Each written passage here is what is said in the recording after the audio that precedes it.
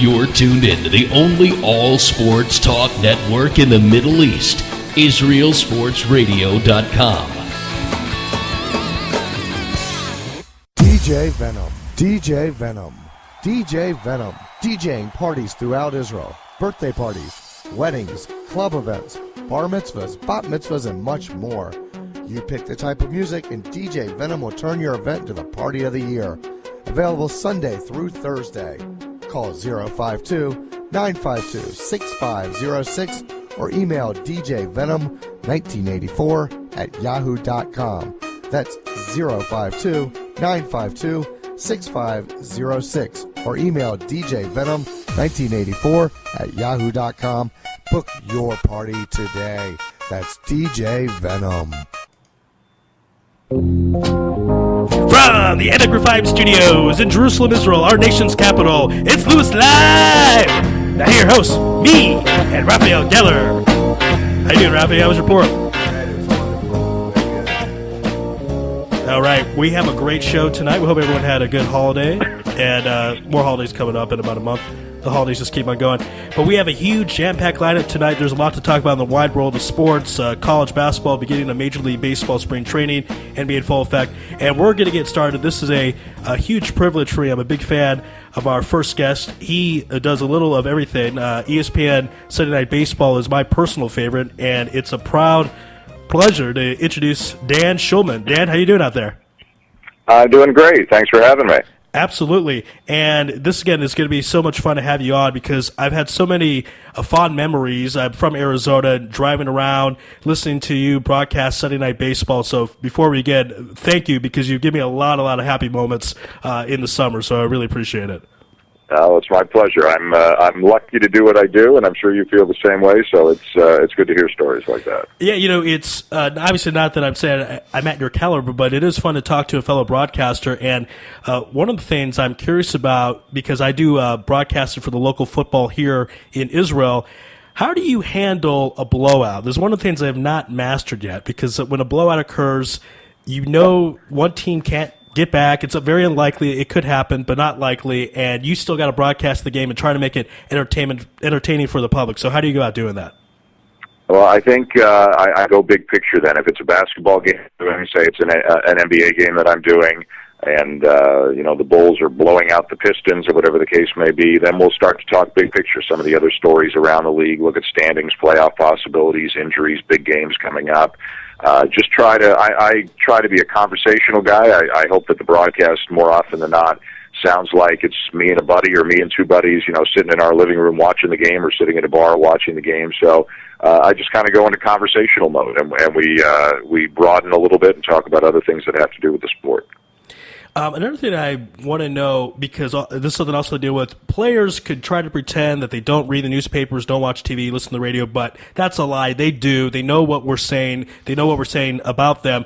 Have players ever come up to you and said, hey, I really like what you said, or, you know what, I don't think that was so fair? What is your interaction with the players like? Both, yes. Now, it's different if you're a local broadcaster and you're doing a team, like I did for many years in Toronto, the Toronto Blue Jays, versus a national broadcaster, and you're going from city to city to city, seeing different teams all the time. And I've had some players in various sports or coaches come up to me and say, hey, you do a good job, or, I like that you said this.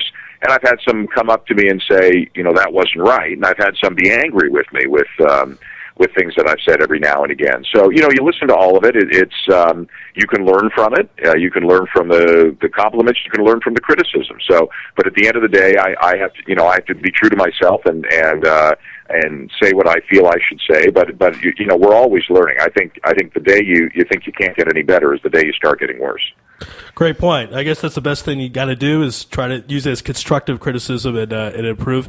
Yeah. Now, you had a very famous call. I'm sure you've had very, very great ones, but probably the one that's the most famous, Barry Bonds' 756, kind of a tough situation because he's breaking Hank Aaron's record, but all the allegation of the time, people didn't know how to treat the record. What were the thoughts in your mind when you were making that call?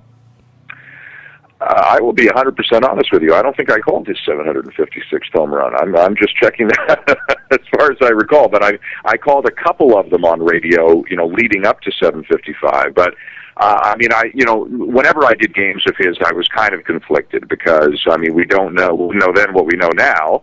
But something was fishy. It just wasn't right. But I will admit to being a little more in the dark and naive than I wish I had been, in all honesty with you. So,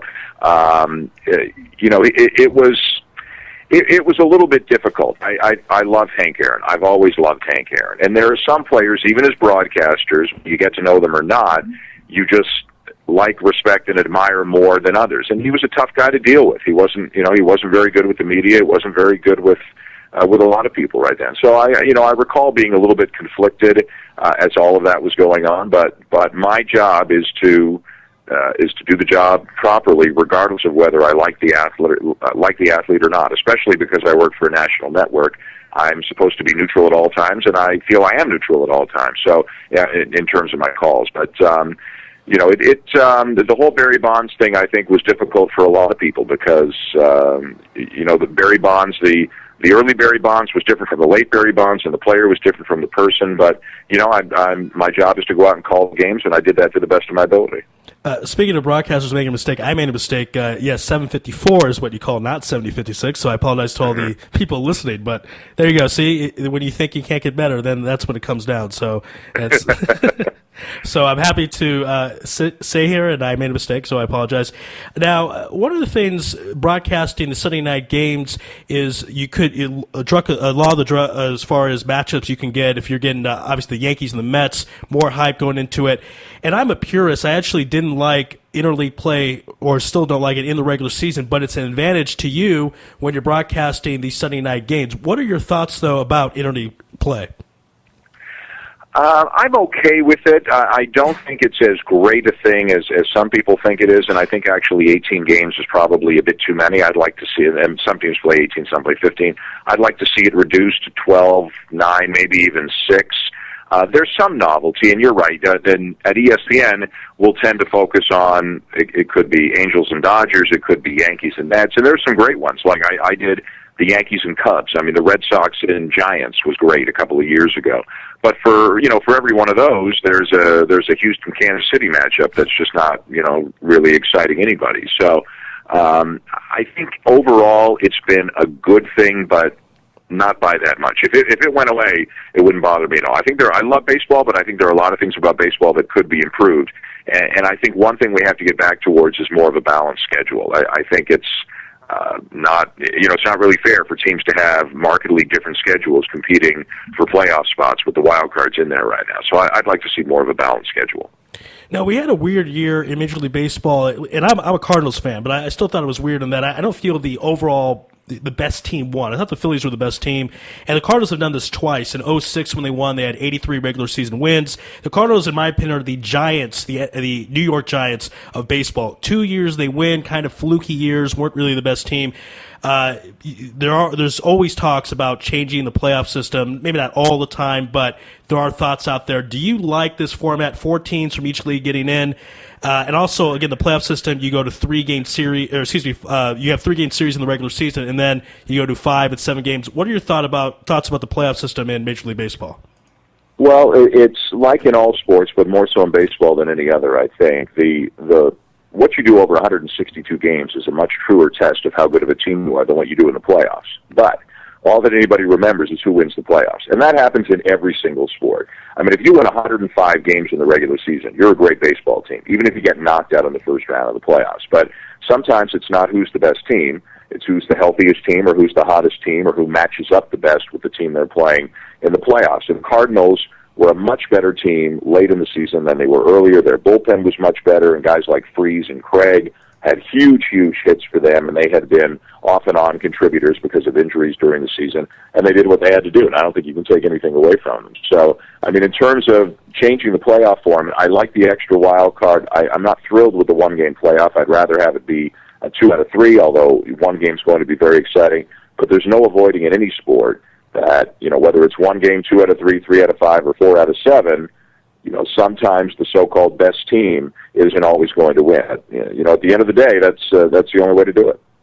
Now, one of your colleagues at ESPN, Buster Olney, referred to Game 6 of last year's World Series as the greatest game ever.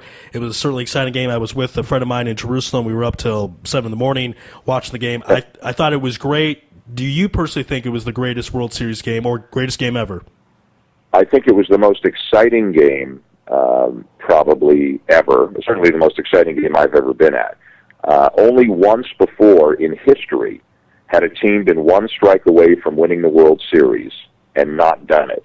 And then it happened twice in the same game right. to the Texas Rangers. It will never happen again. So in terms of that, there was more drama, more excitement, more, nail-biting, edge-of-your-seat anxiety than you'll ever have again in a baseball game. It's impossible for all that to happen again.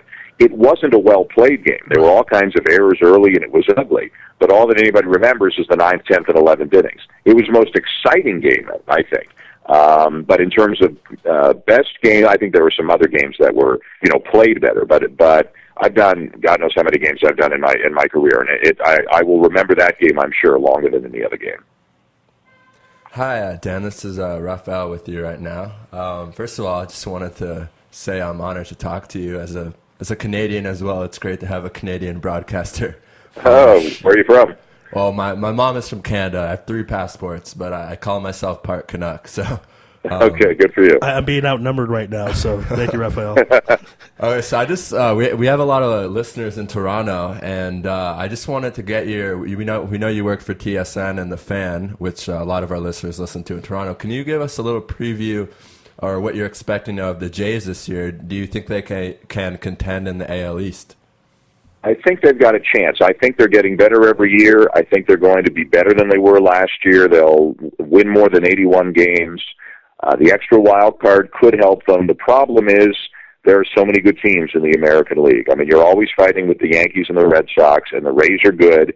And when the Angels went out and got Albert Pujols, I mean, that made them a force as well to contend for one of the wild card spots if they don't win the American League West. So I think the Jays are good, getting better. I think they've got a great management team. Their farm system is now considered to be one of the best in baseball.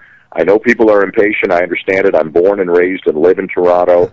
And, the Jays haven't been in the playoffs since '93. The Maple Leafs haven't won the Cup since '67. I feel all that stuff. So I know it's hard to be patient.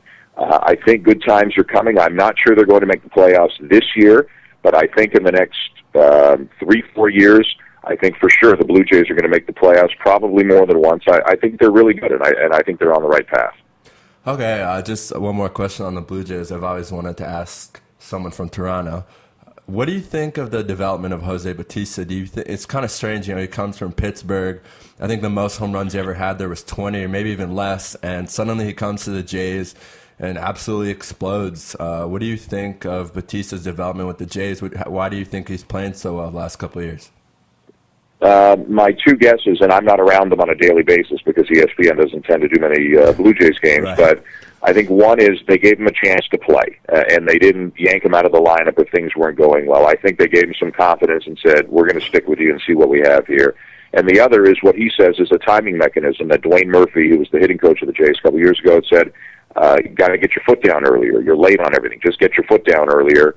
And it's just a timing thing. And those are the two things that I think of. But about confidence, I will tell you, in my dealings with professional athletes, it amazes me how important confidence is, even to these guys. You'd think, they've always been the best of the best of the best. Grade school, high school, college, the minors, whatever. Yet, their confidence for many of them is very fragile. And if they have a coach or a manager or somebody, say the right thing to them, handle them the right way, find the way to unlock that confidence in them, it can really go a long, long way. Okay, now we're going to move on to college basketball. And before we do, I got to say, how does a guy born and raised in Canada, out of all places, become such a huge college basketball guy? I played basketball as a kid, not very well, but it's the sport I played, and so I really liked basketball. And I'll tell you the moment I remember it turning. We went down to Florida to visit my grandparents in March of 1983. And, the world was a different place. No internet, and television was very different then. And in Canada, we didn't get much basketball on TV back then. And this was a famous NCAA tournament where North Carolina State upset Houston. They beat Louisville and Houston to win the national championship, Jim Valvano and all that. And I remember, not going to the pool, not going to the beach, not going to the mall. I remember being glued to TV and just got hooked on college basketball, just the emotion and the passion of it. And from then on, I was hooked. And I just love it. I love basketball, and I specifically love college basketball. And going around the country to places like Kansas and Duke and Kentucky and North Carolina, it's just a lot of fun. There's nothing that beats it. Okay, can you tell us what it's like, or tell our listeners really what it's like to be partnered up with Dick Vitale? I'm sure everyone would love to hear that. Well, if you don't know who he is, he's tough to explain. If you do know who he is, it's exactly what it looks like on TV. He's the most energetic person you'll ever meet in your life, and it's like being on a ride at an amusement park. You just never quite know what's going to happen next, but it's going to be fun and exciting. And we get along great. We have a super relationship off the air and on the air. We've been working together for about 10 years right now. And if you're with him, it's not going to be a dull day. Speaking of Dick Vitale, you guys had a crazy game earlier this year in December at Assembly Hall in Bloomington, Indiana. You guys got to call the Indiana-Kentucky game. We have a lot of listeners from Indiana, from Bloomington and the Midwest area. What was it like for you when you suddenly, called the shot when Watford made it, and suddenly out of nowhere, 10,000 people run on the court? What were you feeling? Were you scared? What was it like? Well, it's interesting because we talked about the baseball game and the Game 6 of the World Series, and I think that's the most memorable game I've ever been at. Second also came this year, and I think it's the Kentucky-Indiana game. For an unranked team to beat the number one team in the nation on its home court, on Indiana's home court, on the unranked team's home court, on a last-second shot like that, those don't come along very often. And it's the loudest game I think I've ever been at. The Indiana fans have been starving for their team to get back to prominence like they were for so many years. And this was almost like 5 years of frustration. They purged it all with this one win over Kentucky. It was incredibly exciting when he hit the shot. And then, as you said, I've been at a few arenas where they've stormed the court after a game. I've never been at one where so many people got on the court with so much craziness and energy so quickly. And it was a little bit scary. Now, we had about 6 or 8 police officers who came out and helped us because everybody wanted to get at Dick and talk to Dick and all that stuff. And we were trying to get the coach for an interview, and it was a crazy scene. But it was incredibly exciting and enjoyable, and it's certainly a game that I'll never forget. Cool. So now we want to talk about the actual NCAA tournament that starts this week in Dayton. We have the 1 seeds with Syracuse, Kentucky, North Carolina, and Michigan State. Who out of those number 1 seeds, who do you think has the best chance either to make a run to the Final Four or even win the whole thing? I think Kentucky and Carolina have a better chance than Syracuse and Michigan State. The Final Four I'm picking, and don't even bother writing this down because I'm never right, but the Final Four I'm picking is Kentucky, Missouri, Florida State, and North Carolina. Now, I just saw Florida State win the ACC championship, so maybe I'm a little biased because I did 3 of their games and was so impressed with them. But I think Kentucky and Carolina ultimately are going to play in the championship game. And even though I'm nervous to pick them, I think North Carolina is going to win. Sometimes they haven't shown quite enough mental toughness for me. Dig down deep when things aren't going well and find a way to win a game. But I think they've gotten a lot better at that in the last few weeks. And if John Henson is healthy, one of their best players who's got a wrist injury, but I think he's going to be healthy. If he's healthy, I think they've got a great chance to win it all. And I think a Kentucky-North Carolina final would be a great game. Right, as you mentioned, John Henson has that wrist injury, but the NCAA committee said that the reason why they gave them the number 1 seed is because Coach Roy Williams said that he should be playing this week. Yeah. Okay, so actually I wanted to tell you I also picked Missouri to go in the Final Four, and everyone keeps calling me crazy, but if you look at this team, if you watch this team, they're pretty much talented everywhere. They have Radcliffe down low, they have the Presley brothers, they have so many good players, Kim English, and can you just tell us real quick why you think the Tigers are such an explosive team? I'm sure everyone would rather hear it from you than me. Well, people who are picking against them are doing it for the same reason people have picked against them all year, and that's that they're very small. They really start 4 guards. But they are incredibly talented, incredibly quick, great shooters. share the basketball as well as any team that I've seen in the country this year. And they have a lot of that chip on your shoulder toughness that I love. They've been doing it all year. And I think that helps a team. I think when a team plays a little angry with a little bit of a chip on their shoulder, that helps them. I also think they've got a pretty good bracket right now. I think Michigan State's really good, and Tom Izzo's a phenomenal coach. But I don't think this Michigan State team is as talented as some of the other Michigan State Final Four teams that we've seen in the past. They're tough and they're good and they're together and all that. But I just believe in Missouri. I think they're going to keep proving doubters wrong, and I think they're going to get all the way to the Final Four. Okay, do you have any mid-majors that we should watch out for that you think can make a serious run or have that big upset, kind of like VCU, Butler the last couple of years? You know, I don't know if anybody's going to get that far, and certainly nobody predicted VCU or Butler or George Mason to do what they did in recent years. But I do think in the first couple of rounds, the mid-majors are going to do great. I think they're underrated, and I think some of the, middle-of-the-pack teams from the big conferences are really not that good. Before the brackets came out, New Mexico and Long Beach State were two teams I was really thinking I was going to pick to go deep in my pool. They're playing each other in the first round, so I'm going to lose one of them. But I think whoever wins that game can beat Louisville in the second round. I think UNLV is dangerous and that they've got a chance. I know they're not playing well lately, but I just got a feeling about UNLV that they can do some damage and maybe get by a Baylor or a Duke if they get that far. Harvard is good. Montana is good. Belmont is a scary team as a 14 seed. They only lost to Duke by 1 back in November. There are a lot of good mid-major teams, and a lot of what are characterized as upsets I really don't think should be upsets. I think we're going to have a lot of the mid-majors win a game or two.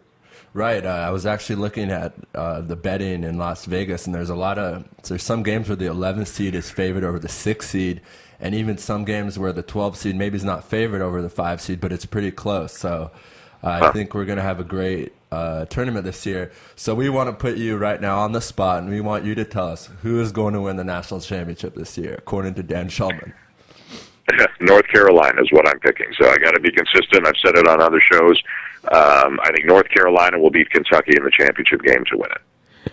All right, Dan, a question I want to know from a broadcaster perspective. You've broadcasted college basketball and baseball, and give us rivalry-wise, compare Yankees, Red Sox, Duke, North Carolina, because one thing you kind of jump out, Yankees have dominated that rivalry a lot more than the Duke, North Carolina is pretty close, but it's still not Yankees, Red Sox. What are your thoughts between those two rivalries?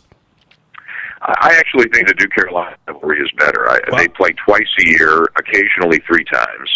The Yankees and Red Sox play 18 times a year. I think the Yankee-Red Sox rivalry was at its peak in 2003 and 2004 when they met in the playoffs in back-to-back years. But it's a great rivalry. I'm not taking anything away from it, but it happens 18 times a year. I think the rivalry I get most excited for is Duke and North Carolina. You can in football there's Michigan and Ohio State, and there are hockey ones obviously. In the NBA you got the Lakers and Celtics, and they're great rivalries. And to me it's almost apples and oranges because of the different sports. But if you force me to pick what my favorite one is, it's Duke and North Carolina. All right, there we have it, and we know you're very busy. We really appreciate the time today, and this is really an honor. I kind of want to come up with extra questions just so we can hear your voice because it's just great.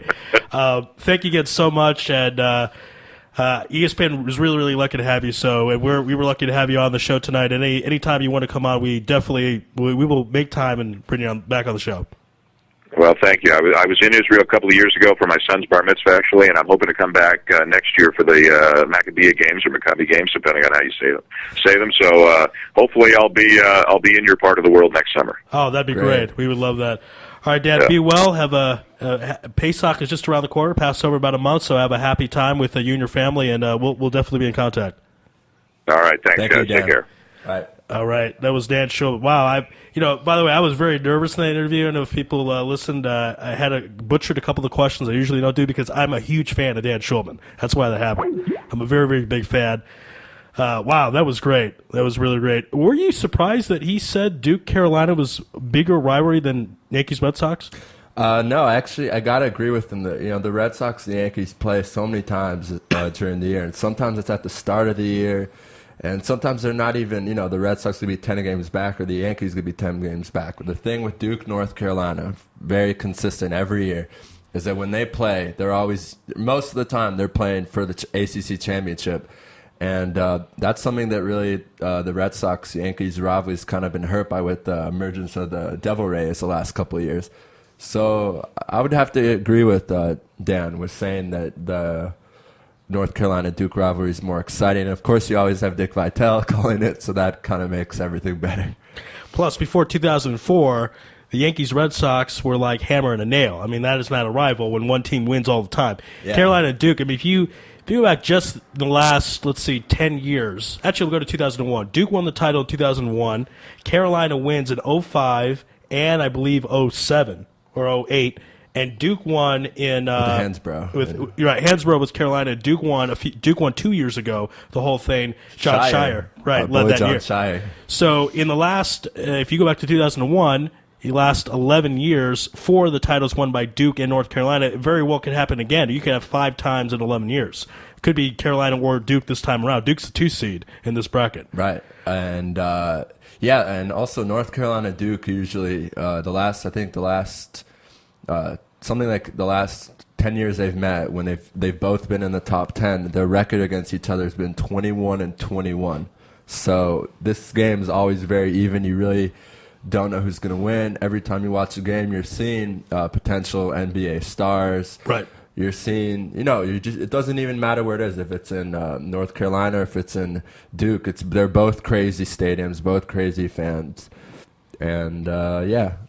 Now, later on at the 6 o'clock hour, we're going to have Ari Bluestein to break down this bracket a little bit more. Real quickly, when I glanced at it, we talked about the number 1 seeds with Dan Schulman. Syracuse is kind of this see dots around it type of thing because they had the potential. They have this controversy that could, throughout the year with Bernie Fine and lately what happened, could push them somewhere. Maybe kind of the world is against us. So they're kind of sticking in my mind. I don't know. What are your thoughts about the Orangemen? I think I agree with you. Also, as we talked about Jim Williams last week, they have a new drug scandal that just came out. So you got to give credit, though, to the Syracuse program because they've only lost 1 game, and they've played really well. The thing I think that might hurt them is they don't have a superstar. They have a lot of great players. They're a very balanced team. Chris Joseph, Matt Mello, Scoop Jardine, CJ Miles. Very balanced team, but they don't really have – I mean, who's going to take the last shot if they're down? So we'll see. And they're in a very tough bracket. They have Vanderbilt, who just won the SEC championship over Kentucky. They have Ohio State, who they might have to play. There's Florida State, who just won the ACC championship. So this is a very, very deep, the East region. It's a very deep bracket. So I don't know. We'll see what happens. Yeah, I was thinking that when Indiana won, they were unranked. They end up getting a 4 seed, which would tell you that they're somewhere around number 16 in the country. So they obviously improved that Kentucky win, their signature win. Probably why they got a bit of a high seed at 4. I don't know if they're really a 4 seed. Indiana, you're from Indiana. What are your thoughts? I hate to say this. I've been discussing this with all my Indiana people, but I am kind of scared about this Indiana team. We can talk about that later with Ari, but yeah, just in short, I agree with you. A 4 seed's kind of weird. If you look at Michigan, they were a 4 seed as well. So was Wisconsin, and Michigan was, I believe, they were one part of they shared the championship, regular season championship in the Big Ten with Ohio State and Michigan State. So to give Indiana a 4 seed when Michigan gets a 4 seed and Wisconsin gets a 4 seed, it just. And IU just lost to Wisconsin. I don't know. Well, I agree. They maybe a 5 or 6, but I think, as you said, the 4 seed was given to them because they had the win over Michigan State, which was in the top 5, Ohio State, which is one of the top 5, and of course the big Kentucky game, who is number 1 in the country. And again, and we'll go more of this later on, but a game, I would say, the 12-5 game, you're supposed to pick at least 1-12. Harvard, I think, is going to get this over Vanderbilt. So I think the Ivy League is due to make a really big splash, and VCU is back at 12 like they were last year. Very interesting. Just also another 12 seed California. Were they 13 last year or 12? Oh, I'm sorry, they might be 13, but last year. Same thing, right? So, but they're right there, and that would be another one I would pick. I don't. That one I wouldn't be too surprised if they lost, but I kind of feel like you have to out of respect because they made the Final Four last year. The other ones I would like Temple to win against Cal or USF, whoever gets that spot. And then New Mexico to beat Long Beach State. So if I'm picking two 12s, Harvard and VCU is who I'm going to pick. All right, we're going to take a break. On the other side, the head football coach at the University of Houston. So we're going to discuss some football with him. Last season they went 12-1, correct? 12-1, almost went undefeated, lost in the Conference USA Championship game. And, Tony Levine was just hired as the head coach this past year. So we're very excited to have him on. Absolutely. So we'll be back with Coach Levine after this. You're listening to Louis Live on IsraelSportsRadio.com. You're tuned in to the only all-sports talk network in the Middle East, IsraelSportsRadio.com. Body and Soul Gym in the heart of Talpiot. Great machines, excellent staff, and wonderful classes such as Pilates, yoga, and kickboxing. Give them a call at 02-678-8861. Once again, that's 02-678-8861. www.body-soul.co.il. Once again, that's www.body-soul.co.il. That's Body and Soul in the heart of Talpiot, which is great for your body and your soul. You're already using a credit card every day. Why not feel good every time you make a purchase? When using the HAS Advantage Support Israel Visa card, a percentage of each purchase you make will be donated to your choice of 24 Israeli-based charities, while still earning a reward point for every dollar spent. But wait, these rewards are even better than the standard rewards you get, especially when using them towards Israel travel, with the best conversion rate on El Al's Matmeed Frequent Flyer program. Earn double points at some of your favorite supermarkets and restaurants in the U.S., as well as discounts all over Israel. If you love traveling and supporting Israel, HAS Advantage is the card for you. Just give us a call toll-free at 1-866-6-ISRAEL. Sign up right now with the code ISR10 to earn 2,500 bonus points. That's 1-866-647-7235. HAS Advantage. Earn rewards. Support Israel. Offer valid for U.S. citizens only. Terms and conditions do apply. When dialing from within Israel, please dial 1-800-200-818.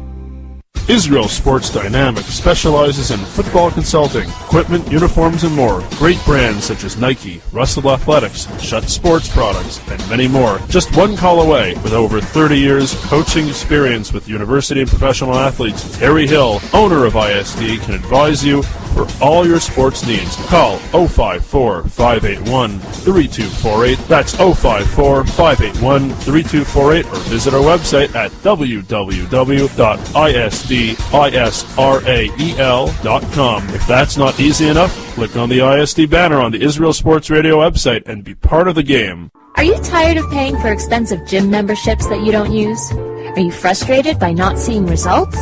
It's time for the X1.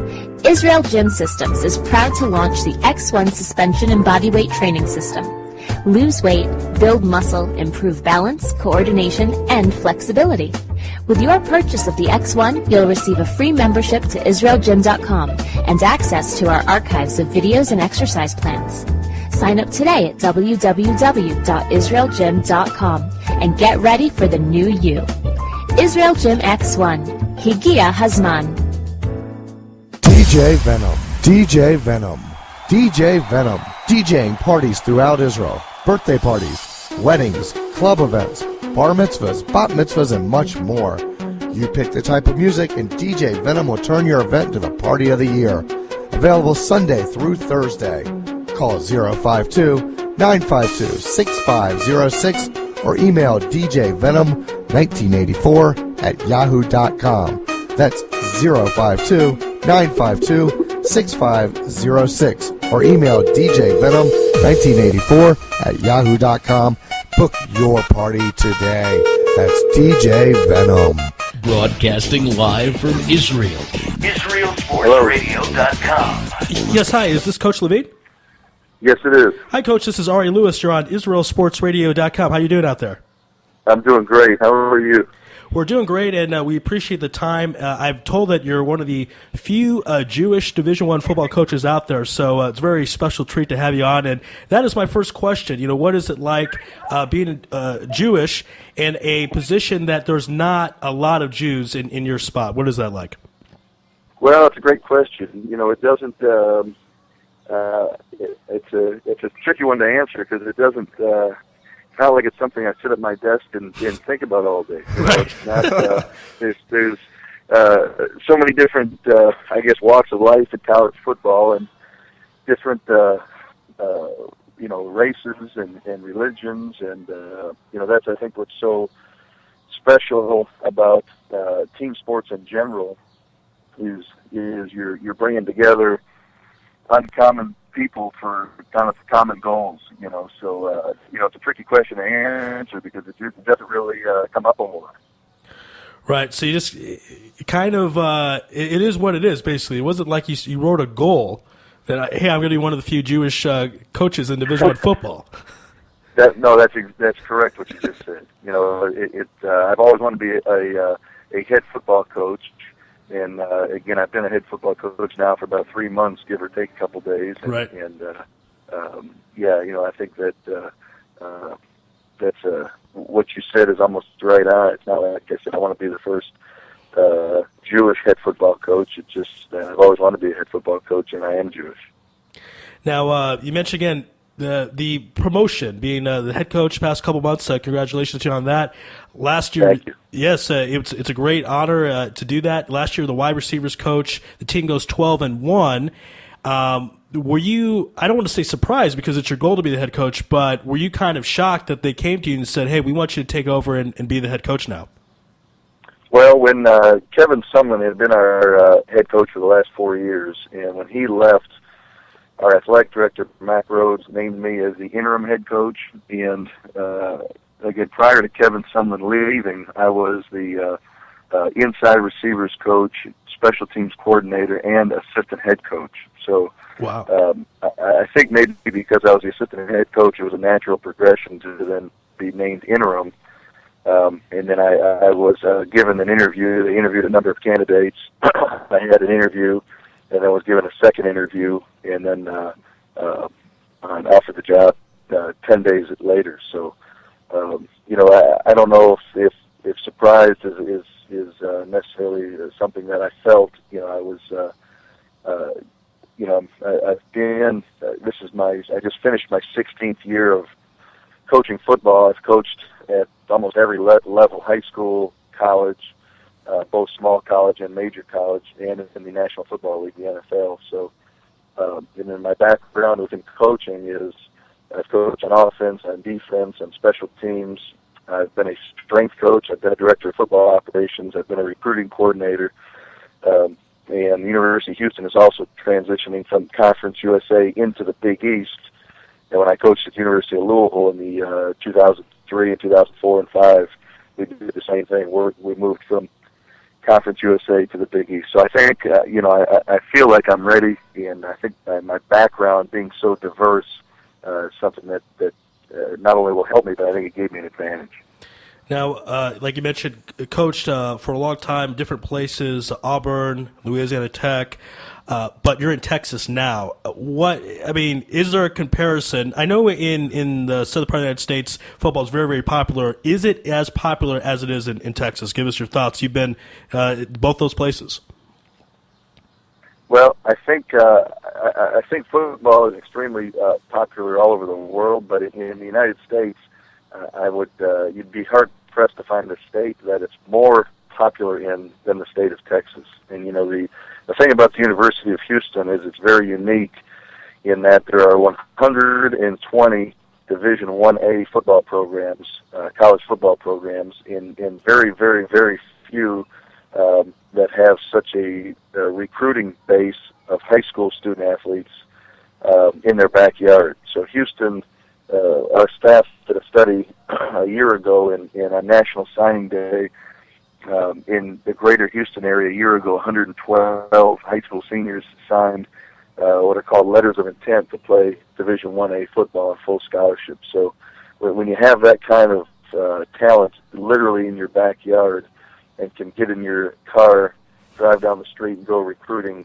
prospective student athletes, I think it gives you a great advantage. And obviously, you know, winning 13 games this past season with basically local players and players in the state of Texas kind of speaks for itself. And again, last year, that great season, the 13 wins, the one loss. And without that one loss, potentially playing for a national championship, depending on where you've been ranked. I don't want to get you in trouble or anything if you can't answer the question, but your thoughts about the BCS system. Do you like the way this is? Because if there was a playoff system, then your team might have been able to do some damage. So what are your thoughts about the way the college football playoff system is right now?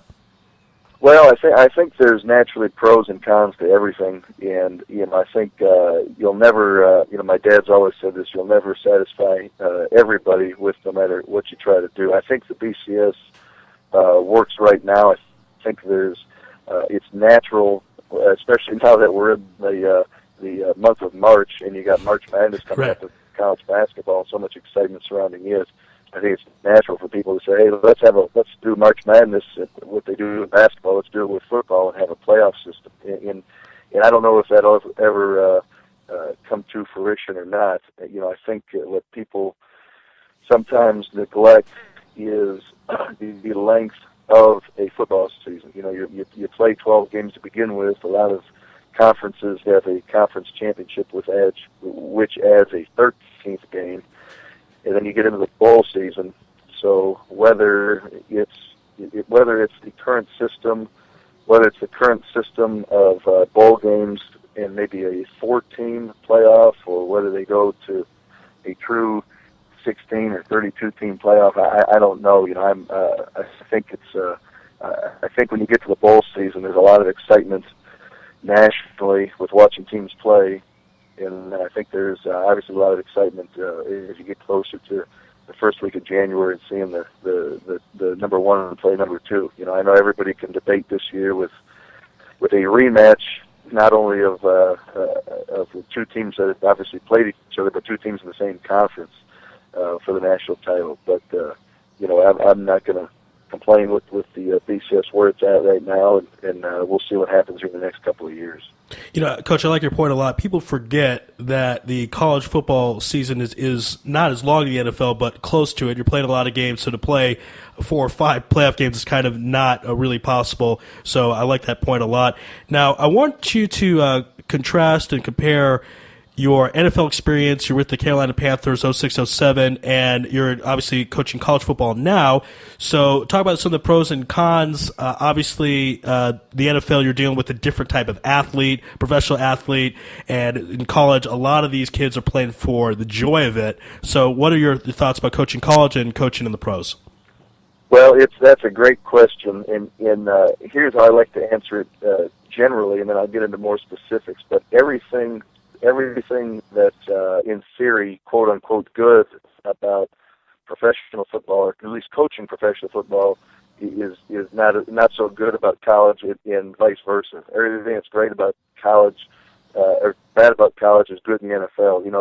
It's really on paper it may not seem like it's a whole lot different, but it's coaching in the NFL and coaching in college is night and day. And in the National Football League, you're working with not that there aren't grown men in college, but a lot of married men with families and that are older. I was at the Carolina Panthers and coaching special teams, and of my special teams unit, the snapper, the kicker, and the punter, 2 of the 3 that I coached were actually older than me, and not to mention made a lot more money than I did. So. And there's some great things with that. There's great relationships you build. One thing that's obviously completely different is there's no recruiting in the NFL. So, I've said this before, and I say it a little bit tongue in cheek, but you can coach in the NFL and not need a cell phone because there's no high school coaches calling you. There's none of your players' parents are calling you asking about playing time. There's no recruiting. You're not calling 16 and 17-year-old high school kids every night trying to convince them to come there. So, in the same respect, I think for me, it really showed me in those 2 years coaching at Carolina that I am a college coach, and I'm more suited for the college game. I like to be around 18, 19, 20-year-olds and see them. You go send a kid's home with his mom and dad and family when you're recruiting him and he's 17, and to see him come to your program, excel as a student, excel as an athlete, kind of mold him into a 21, 22, 23-year-old man when he graduates. That gives me a lot more satisfaction, just personally, than coaching in the National Football League. I had a great time, learned a lot of things, learned a lot of football, made a lot of good friends. But I'm more suited for the college game. Hi, Coach. So this is Rafael. We're on right now with Tony Levine, the head coach at the University of Houston. I just wanted to ask you a couple of questions about being in the city of Houston. What is it like being kind of, not, I don't want to say fighting with, but what is it like being in the same market as the NFL Houston Texans? Well, it's, there's again, kind of like the same question I just answered. There's pros and cons to everything. In the city of Houston, it's the fourth largest city in the United States. There's over 5 million people in the greater Houston area, and with that becomes competition. You've got the Texans, you've got the Astros baseball team, you've got the Rockets NBA basketball team. There's so much to do, and what we saw this past year, going 13-1. And having ESPN bring their college game day to campus is really the University of Houston football program and the athletic department was a huge part of this city this past year. In any city really in sports in today's world, likes a winner. I coached at Auburn under Tommy Tuberville in 2000 and 2001, and in the state of Alabama, there are no pro teams. There's Auburn and there's Alabama, and maybe again there's pros to that. I mean, that's the only show in the town, and then there's cons. I mean, you're scrutinized extremely closely when that's all there is there. So we really love living here. We think it's a great city. It's obviously a great state. Football is extremely important, and the people here have been so welcoming to our family, our program, and it's a great place to live and work. Okay. Just also want to touch base on your career as a head football coach. You've been a coach as a high school freshman coach, I believe. Like you mentioned earlier, you've really been everywhere, but you've also had the pleasure of working under really distinguished coaches, Tommy Tuberville at Auburn. Also, who was the head coach at Louisville when you were there? His name is Bobby Petrino. Right, now he's at Arkansas. Right? I'm sorry, say it again. Sorry, I said now he's at Arkansas, and he also had a short stint with the Falcons. That's exactly correct. That's him, Bobby Petrino. And also Kevin Sullivan, who's now the head coach at Texas A&M. So you've really gotten to work under some great coaches. Can you tell us, like out of those three coaches, what you've learned from them? What's helped you become the head coach that you are right now, and what kind of stuff are you going to take from them that you're going to bring to your team this upcoming season? Well, I think I started with Bobby Petrino. I coached under him at Auburn for 1 year, and then at the University of Louisville. And his attention to detail and how he really demands excellence from everybody around him, and how specific and goal-oriented he is on really every day in the day-to-day program that he runs is something that I, without question, took from him. He's been, he was only in Atlanta for not even a full season, but he's been successful everywhere he's coached, and just does a great job with his program. Kevin Sumlin, I played for him in college. He was the wide receiver coach at the University of Minnesota when I played receiver there back in the early 90s.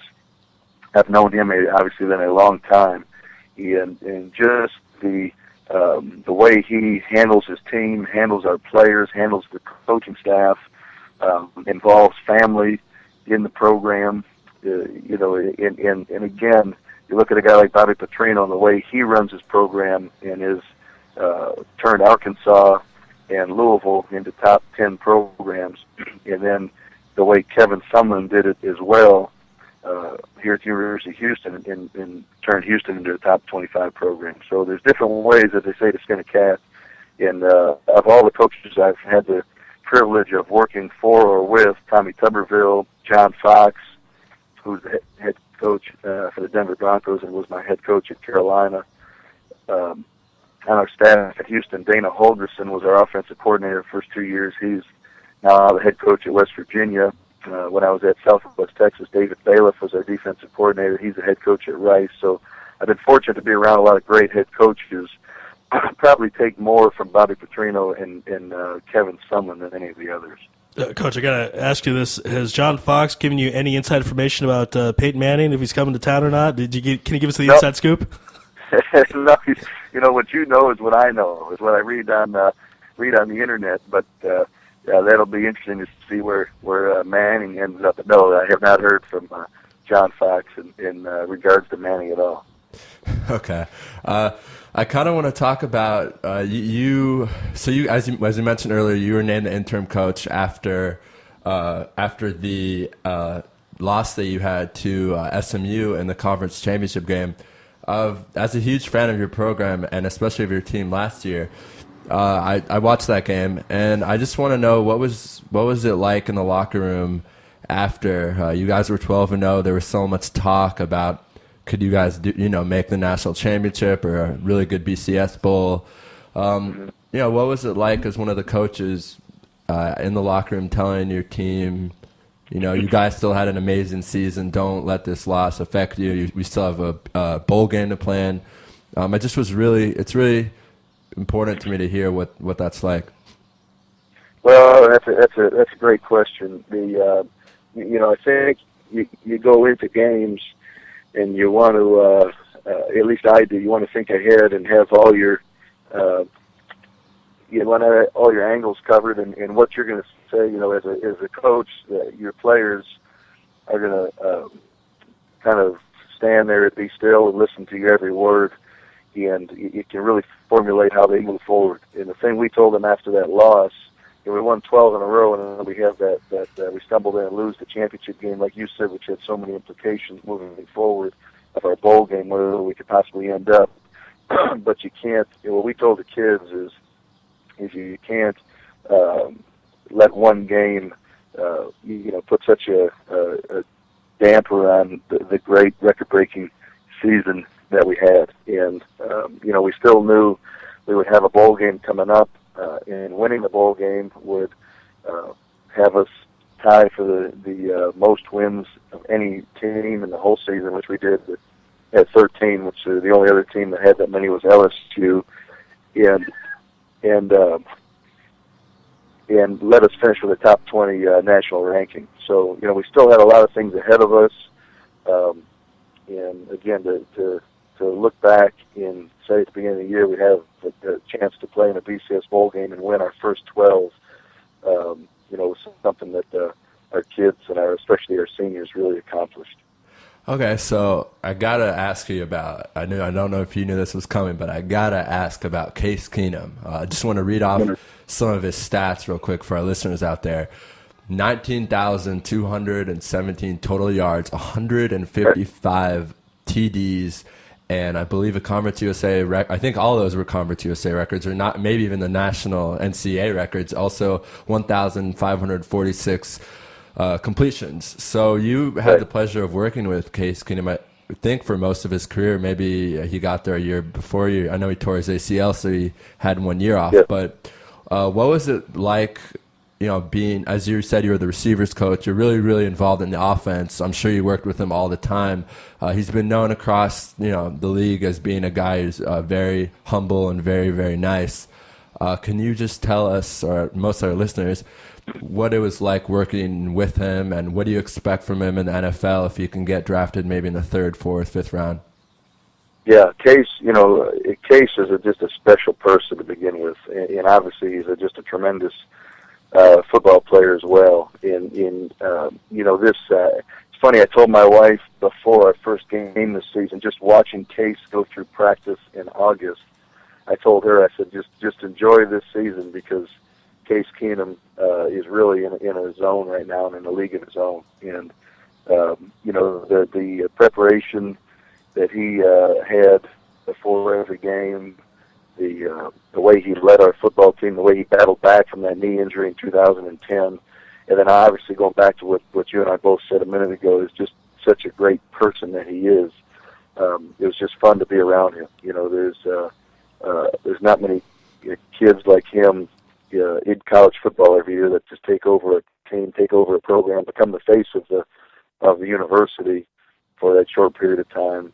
And that was him this year. We actually have our NFL Pro Day coming up on Monday, where every NFL team will be in attendance. Their scouts and a bunch of their general managers and quarterback coaches will be here to see him and a couple of other of our players. And I'm looking forward to seeing where he gets drafted, and looking forward to following hopefully a long career for him in the NFL. Okay, one of the last questions I have for you is, as you mentioned, first of all, we want to congratulate you for having the best winning percentage of all head coaches in Division I, 100%.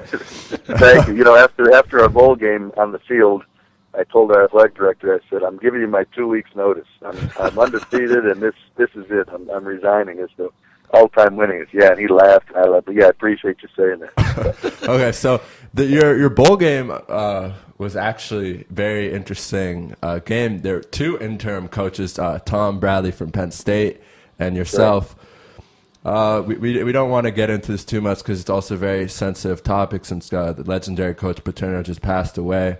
But playing Penn State in a bowl game, what was it like going up their team? And there's been a lot of talk that their team, I don't want to say gave up because their players had such respect for Coach Bradley, but everyone was so sad after everything that happened with Paterno.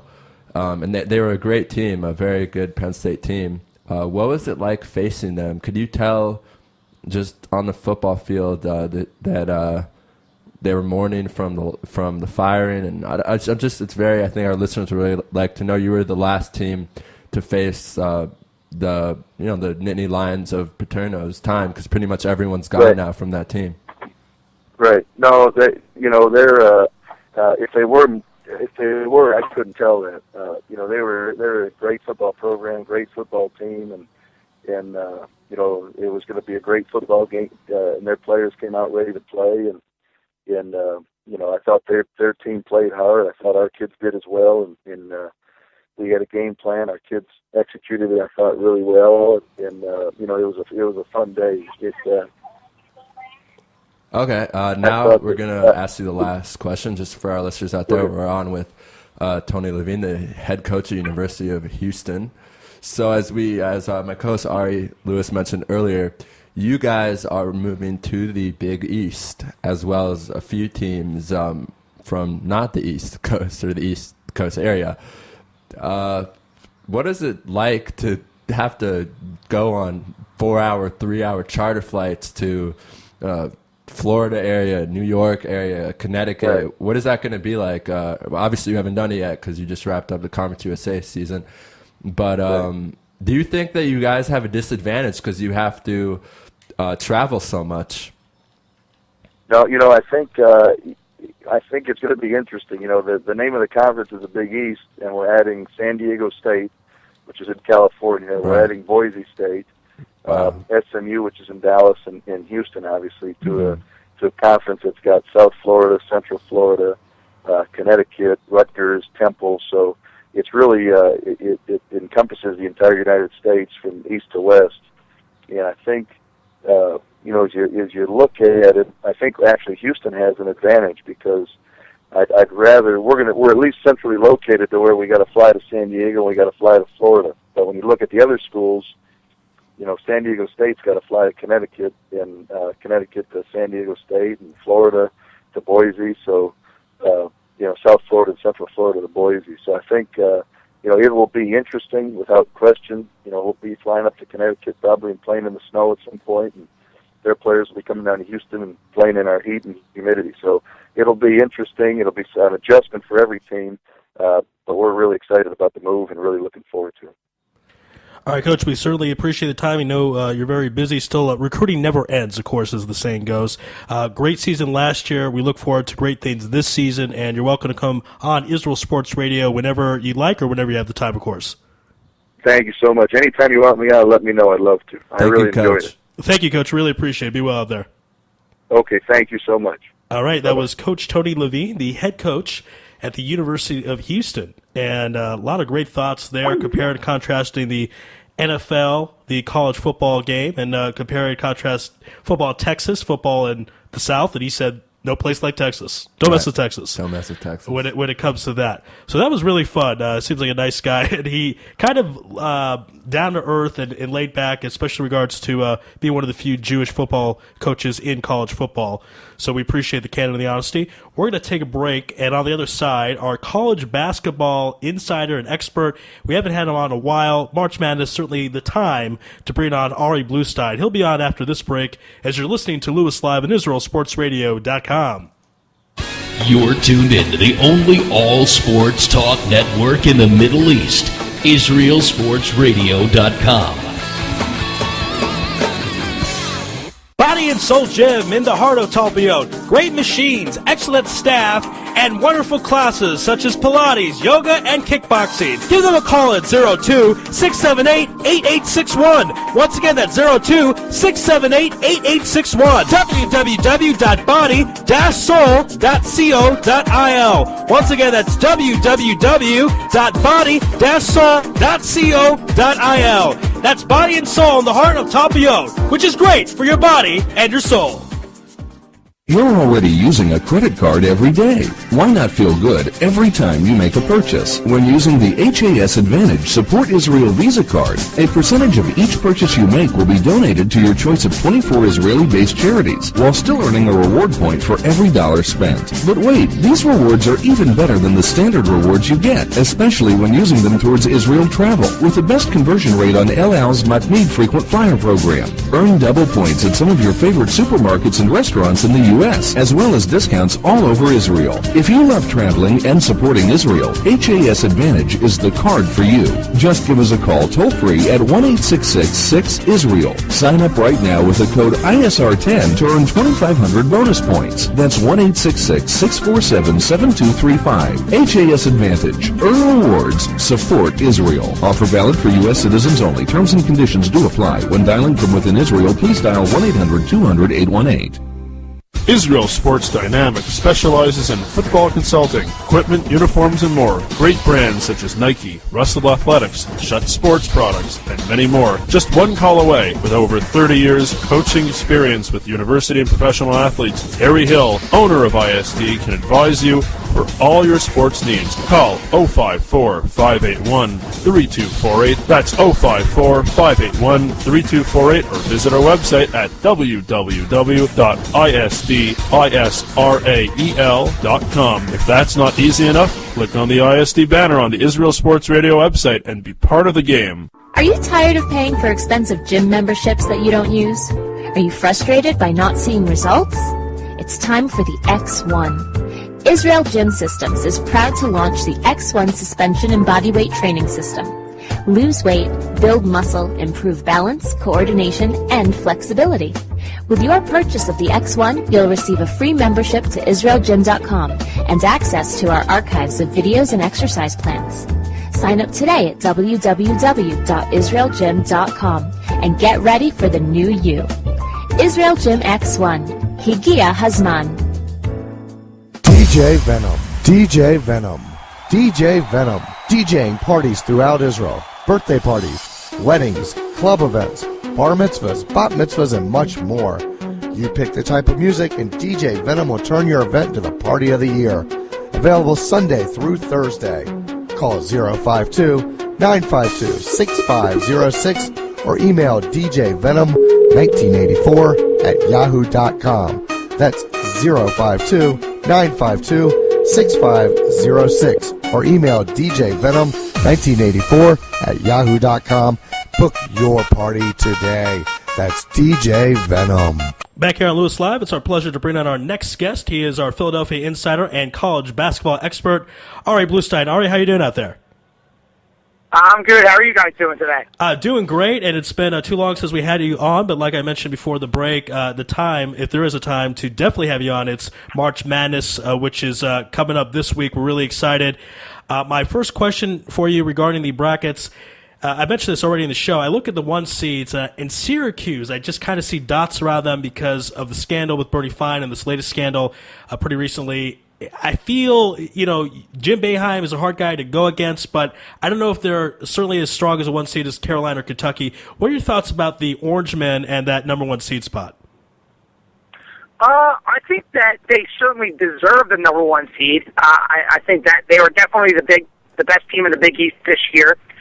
In terms of their draw, I don't think they have the easiest draw in the world. You look at that second round game the third round with Kansas State or Southern Mississippi. That won't be an easy game. Then they'll have potentially Vanderbilt or Wisconsin in the Sweet 16 round, and Vandy's kind of like the sexy pick for the Final Four right now. And then you've got Ohio State, Florida State, and Cincinnati all in that bottom half of their region.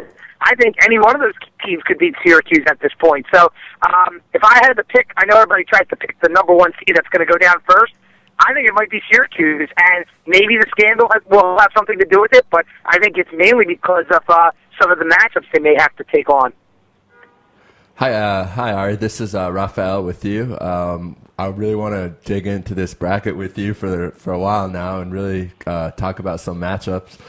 First of all, I gotta say sorry to your Drexel team. I was disappointed to see that they did not make the NCAA tournament. What were your thoughts about that?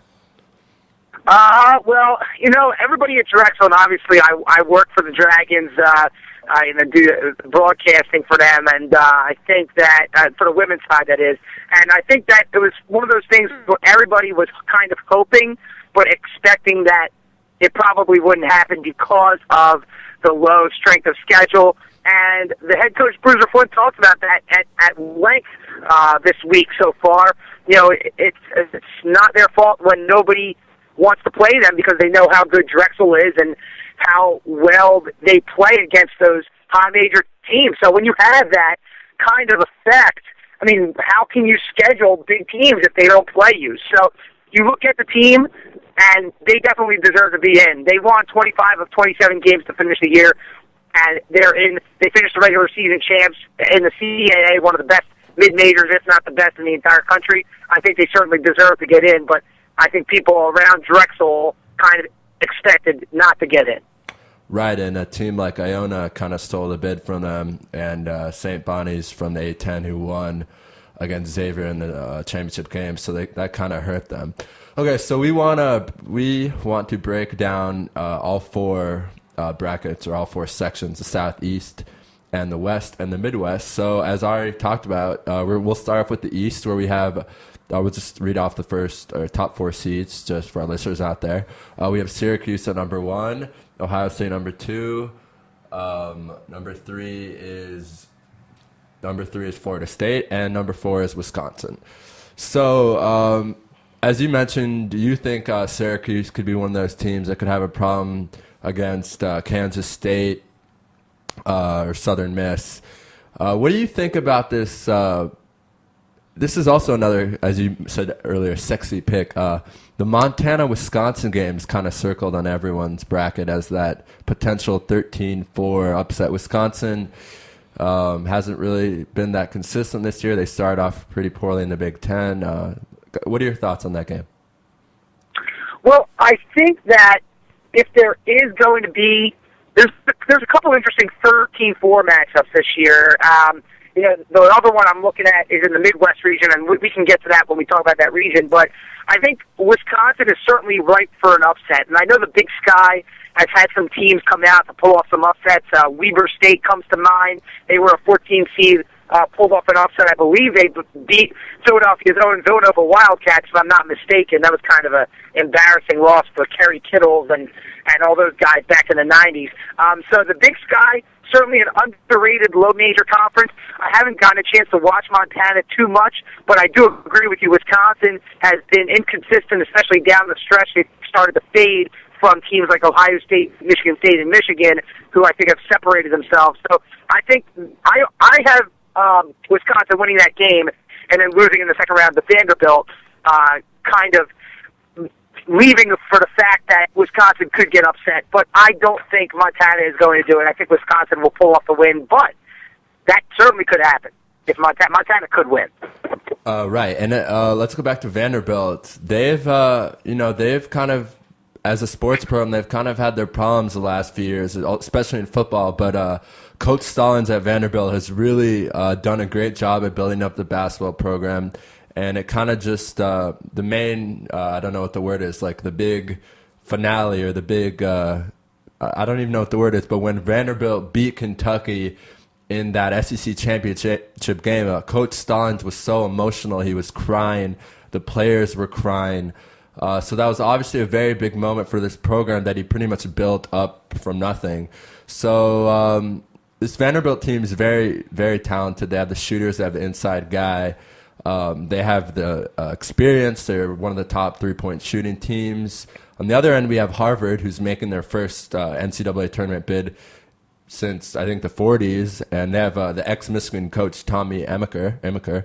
What do you think about that matchup? As you said, Vanderbilt's like one of the sexy picks for the Final Four, but sometimes when there's too much pressure on a team, like this Vanderbilt team also has been inconsistent. Do you think that as anybody picking this Harvard team, which has really been under the radar all year, to possibly win? I mean, I don't know. What do you think? Well, I think Harvard can certainly win, and if you look at Vanderbilt's track record in the NCAA tournament, they've gotten beat in the first round the last couple of years. They lost to Siena back a few years ago in a 4-13 upset.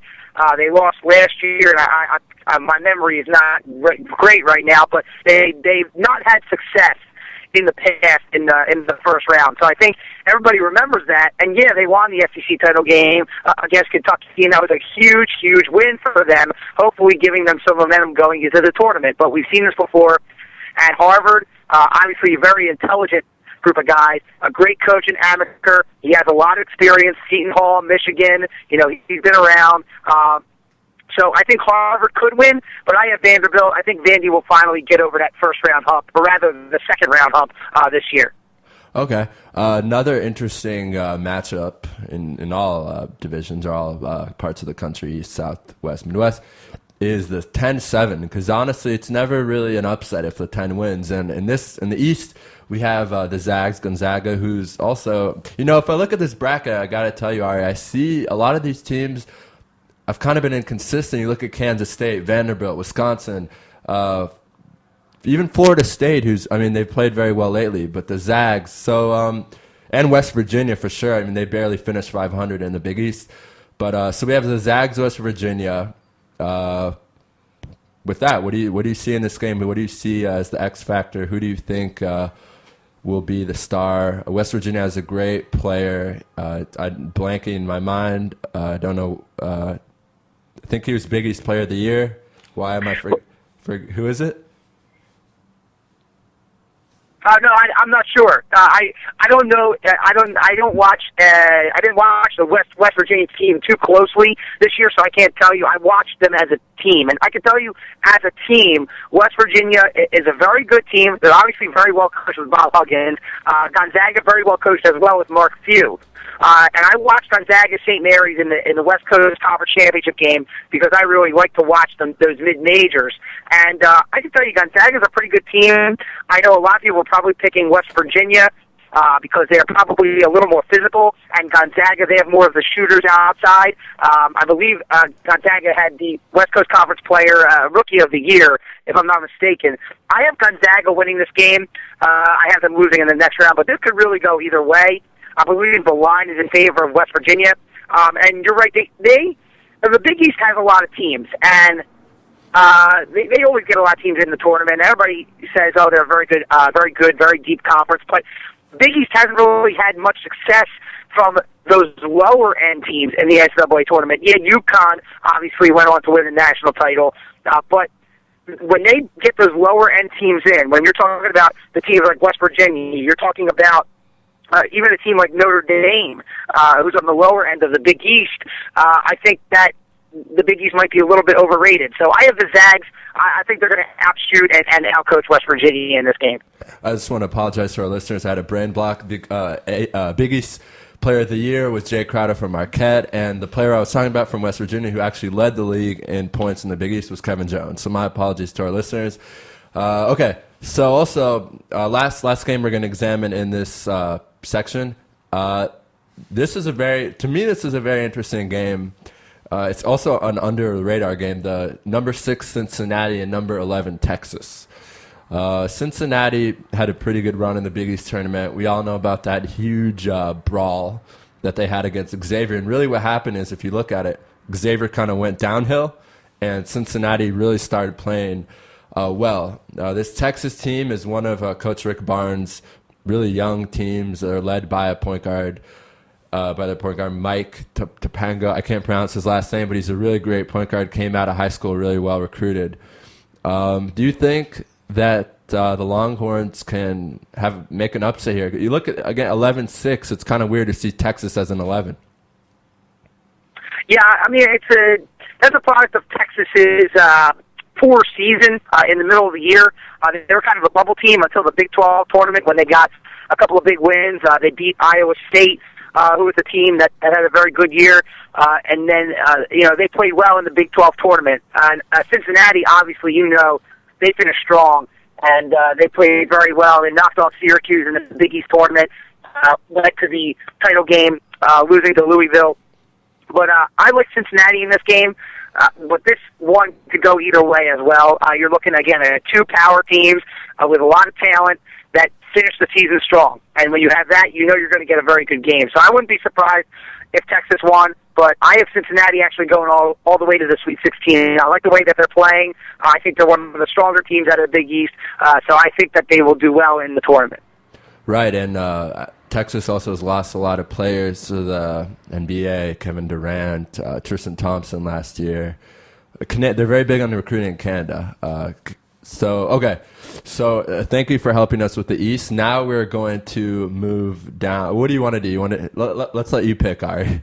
The South, West. Let's go to the Midwest, which is the bracket directly below the East. The East winner plays the Midwest winner, and look out for the Philadelphia's own Temple Owls. They're the number 5 seed in there, and that third round matchup, rather. I'm not used to this first 4 yet. Right, it's weird. Temple versus Michigan, very interesting matchup. Michigan's very athletic. You have Tim Hardaway Jr. on the team. That's a very good scorer. And then Temple's more of a defensive, grinded-out type of team with a very good balanced team, not necessarily a superstar, although they have Ramon Moore, who's a very good scorer. So I look at that potential third-round matchup between Temple and Michigan as maybe the most intriguing matchup in the entire region in the first couple of rounds. Okay, I actually absolutely agree. This Temple team's really been a team that's always made the tournament. They've always had great players, and so I think that should be a great game. Also, we got to mention to our listeners out there that the winner, Temple will be playing the winner of Cal, who barely squeaked in. They kind of got in at the last second against surprising USF, University of Southern Florida, who under Coach Stan Heath, kind of, they had a very good record in the Big East. They didn't really beat anyone that good, but if you have that good of a record in the Big East, then you got to let them in. So Temple will be playing the winner of that game. Let's look at this, the next game that you thought the Temple game was the most intriguing. I think maybe the biggest upset of the tournament could be at this 2-15. This Kansas team is a very good team. They have good players, but inexperienced players. Jeff Withey didn't really play that much.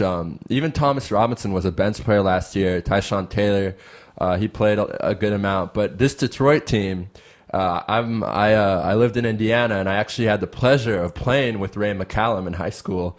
I was older than him, but he's an amazing player. They also have Eli Holman, who's a transfer from Indiana University, who played under Coach Calvin Sampson, and then left after we know what happened there, and now is playing under Coach Ray McCallum Sr. So this Detroit team has 2 potential NBA players, a lot of good experience. McCallum's a sophomore, and I don't know, Kansas, what do you think? This Bill Self team's kind of surprised everyone at the start of the year. Everyone in Kansas is worried about, is this team going to be as good as usual? And they really, they won the the Big 12 regular season championship. What do you think about this matchup? Interesting matchup. You mentioned McCollum and you mentioned Detroit. They're out of the Horizon League. The Horizon League has produced Butler, national runner-up 2 years in a row. They also have Cleveland State in that conference, a very good team going to the NIT this year. So it's a very strong mid-major league. Detroit, like you mentioned, McCollum is a very good player. They're a very good team. Dickie V's former school, he coached at Detroit, just a little side note there. And Kansas is another team, just like Vanderbilt, that has not had success in the early rounds of the tournament. They've been upset quite a few times in the early rounds of the tournament. So will it happen this year? I'm going to say no. Will it be a close game and make a lot of people nervous? Yes, I think so. And I think Kansas, I have them going to the Elite Eight, losing to Carolina in this bracket, but they could very well lose to a very good NC State team, who's an 11 seed, a very good St. Mary's team out of the West Coast Conference, they're a 7 seed, and then Georgetown, a very good team as well. Now, another sexy pick is Belmont to beat them in the first round, and that certainly is possible. The Bruins are a very good mid-major team, but I don't think Kansas will go that far in this tournament. Again, I have them going to the Elite Eight, but based on what you're telling me about McCollum, you know him pretty well. Yeah. I think the upset could be possible, but I'm going to say Kansas wins in a close one. Right, and actually, the funny, interesting part is that Kansas actually recruited McCallum, also at Duke. Everyone, I think also the University of North Carolina, everyone recruited him. So this guy's a guy who just decided to go play under his dad. You got to love that. Okay, so we talked about, let's move on to another kind of interesting game with another father-son coaching duo, which is going to be Alabama against Creighton. Creighton's led by Greg McDermott, who's just had a ridiculous year, 6'8", 23 points a game, I think 8 rebounds a game, just nasty player who also I think he could have gone to better schools but decided to play with his dad. This Alabama team, again, a lot of inconsistency in this NCAA tournament. They played well at the start here. They were ranked in the top 15. A couple of players got suspended the last couple of weeks, but that's now better. They have Coach Grant, who is a coach at a mid-major, I think VCU. What do you think of Creighton? Do you think a lot of people are saying they're one of those mid-major teams that can make a run? What do you think?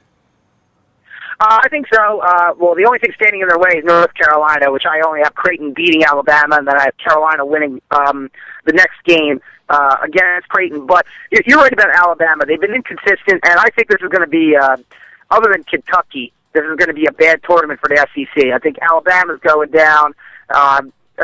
Florida, I think they're going down. They're in the West region. So I think the SEC, maybe Vanderbilt, Vanderbilt makes a run, but I'm not sure. But I think the SEC is down this year, just like the Pac-12. The Pac-12 is really down. But I have Creighton winning this game. They're very balanced. They have several good players on the perimeter and inside. Very good coach. Missouri Valley and the CAA are definitely the two best mid-major conferences. So I think Creighton will win this game. Alabama, you're right, Anthony Grant, coach of Alabama, used to coach at VCU, but I just don't think they're going to have enough. I think Creighton will be motivated to win this game against Alabama. Okay, also this Michigan-Ohio matchup. First of all, I gotta give a shout-out to Akron, who played Ohio in the MAC championship. Unfortunately, they could not win. We just had Coach Keith Dambrot on last week, and they lost by 1 point. It was a heartbreaker, and so Ohio got the MAC automatic bid, but just got to give some love to one of our coaches who was on. But so this Ohio team, if people remember, 2 years ago they beat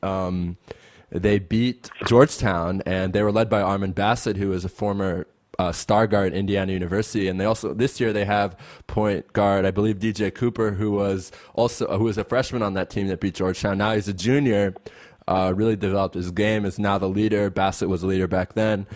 This Michigan team, as you said earlier, has Tim Hardaway Jr., who's Tim Hardaway's son, NBA star. They also have Trey Burke, who was one of the best freshmen in the country this year. They also have those 3-point shooters. So this is an explosive team. Ohio's, they're pretty solid mid-major. What can we expect in this game? I think that if Ohio can get out to an early lead and kind of make this somewhat young Michigan team a little bit nervous about an upset, I think Ohio can take control and win this game. But if Tim Hardaway Jr. gets it going on early, I don't think Ohio's got a chance. But the Mid-American Conference, again, another very good. I love my mid-majors, and they're a very good mid-major conference. Kent State has been a very good team out of that conference over the years, as has Ball State. But I have Michigan winning this game, but this is another one that I think could go either way. And those 4-13s, they're always dangerous. And it seems like every year there's a 4 seed that goes down in the first round. And I think that, you mentioned the Montana-Wisconsin game. I would think that if I had to pick one number 4 seed to go down in the first round, it would be Michigan, simply because of the matchup and how good the Ohio Bobcats are. Okay, and now we're going to finish off the Midwest region we're going to talk about North Carolina, who will be playing the winner of Vermont and Lamar. And I'm sure, as you know, all our listeners might know, a couple weeks ago, the coach of Lamar, who happens to be legendary coach Bob Knight's son, Pat Knight, kind of had a huge rant in the postgame saying his players were garbage, or they didn't deserve a scholarship, and that blah, blah, blah, and everyone was kind of shocked by this.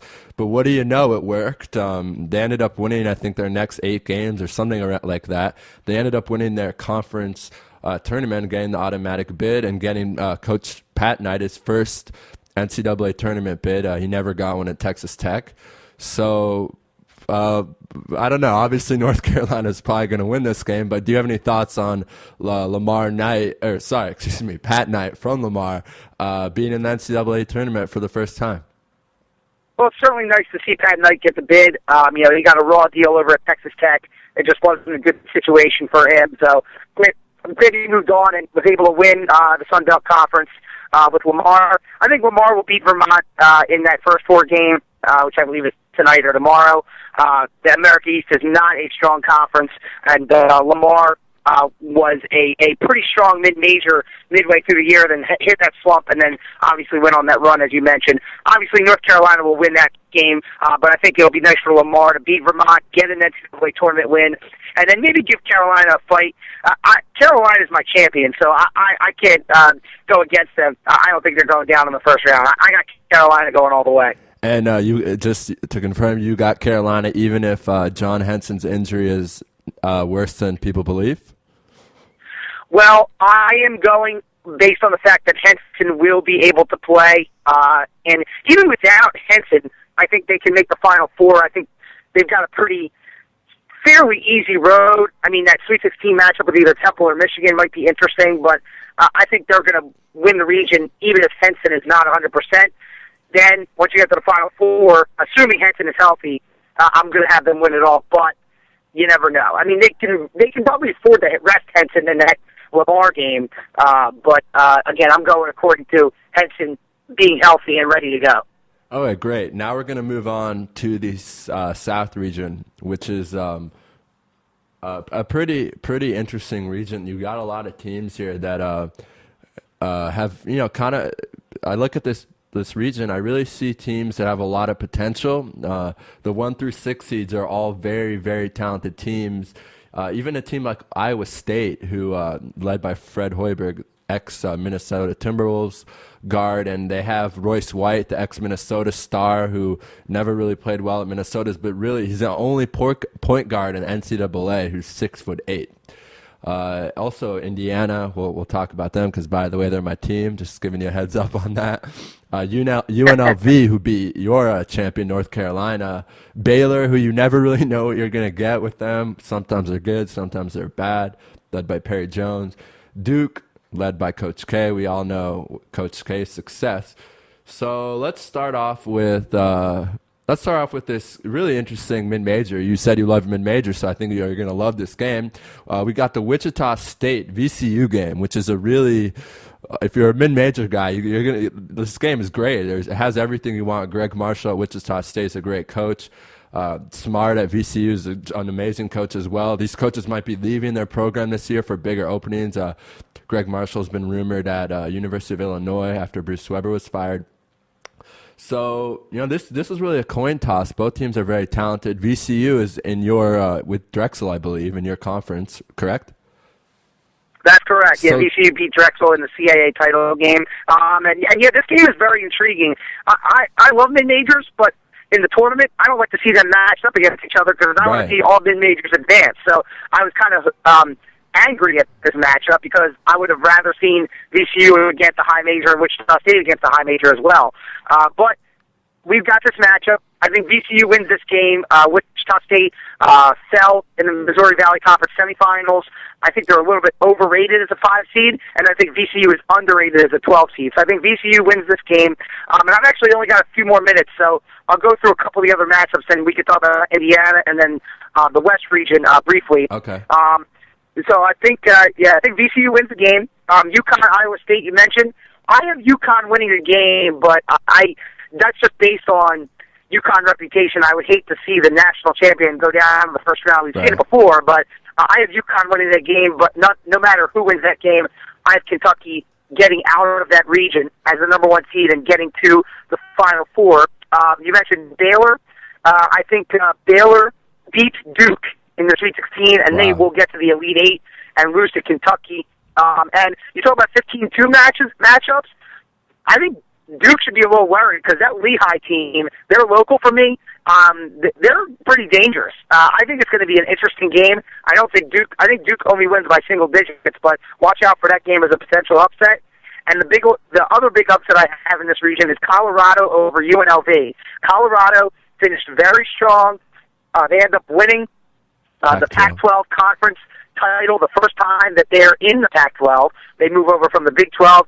So they're riding a hot streak. And UNLV, those teams from the Mountain West didn't really impress me all that much this year. So I think UNLV goes down in round 1 to Colorado, with Colorado losing to Baylor in the 3rd round there. So Indiana, I'll tell you what I think about Indiana. I think they get to the Sweet 16 because they'll beat New Mexico State. They're a good team, but not a great team out of the WAC, and then beat VCU in the 3rd round.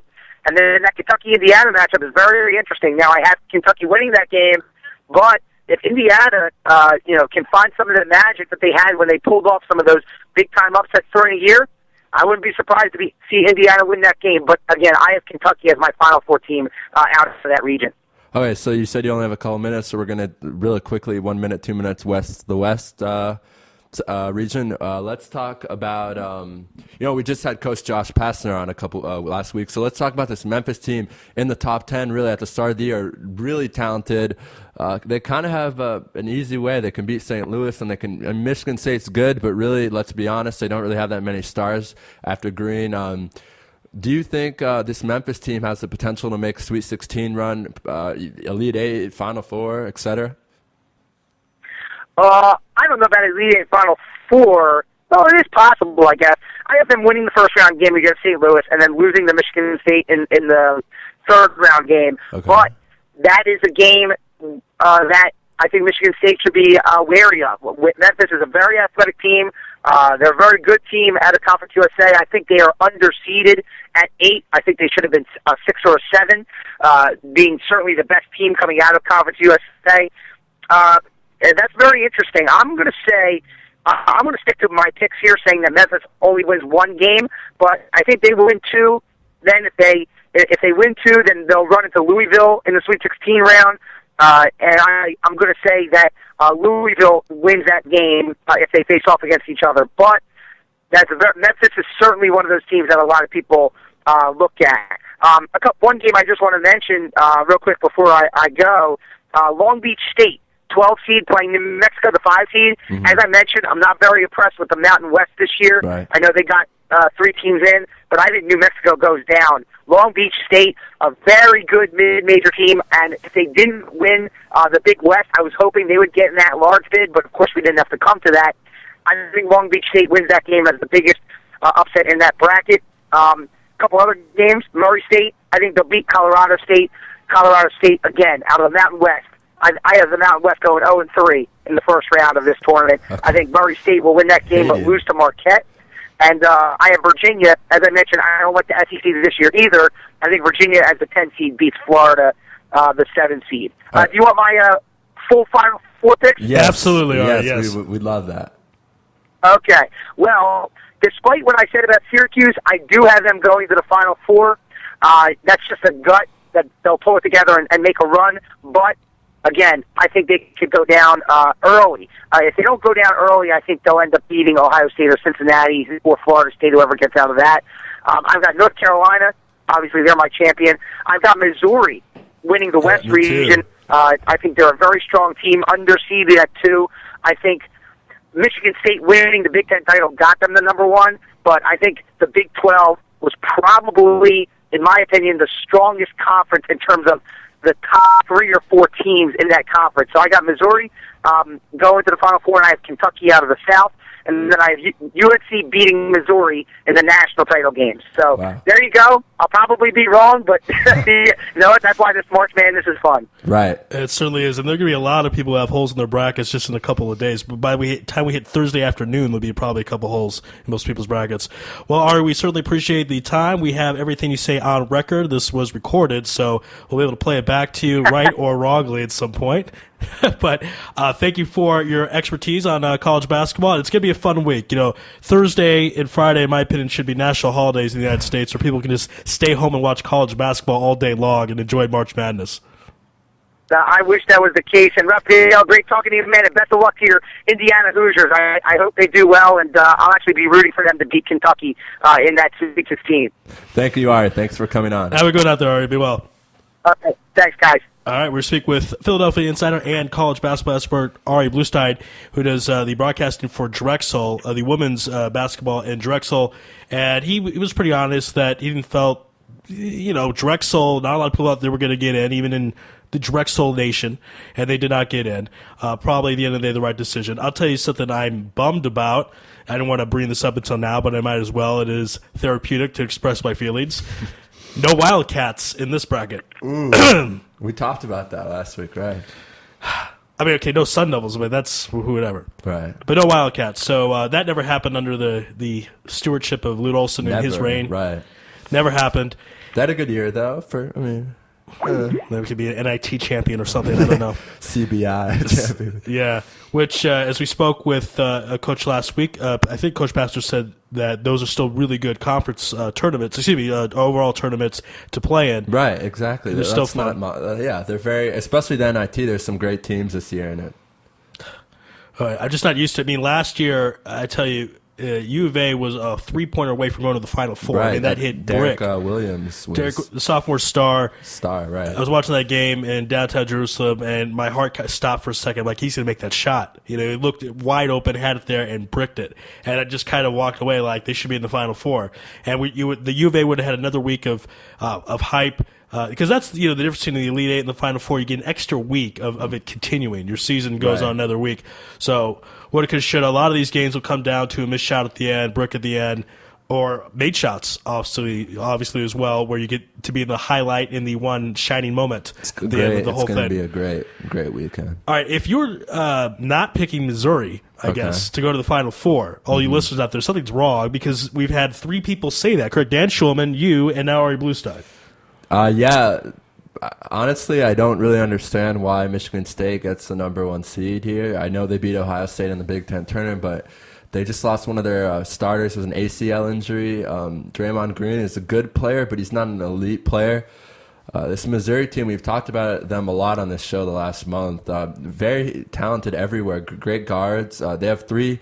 They're balanced. They have, I think, 4 players averaging more than 13 points a game. They have star players. They have a guy down low.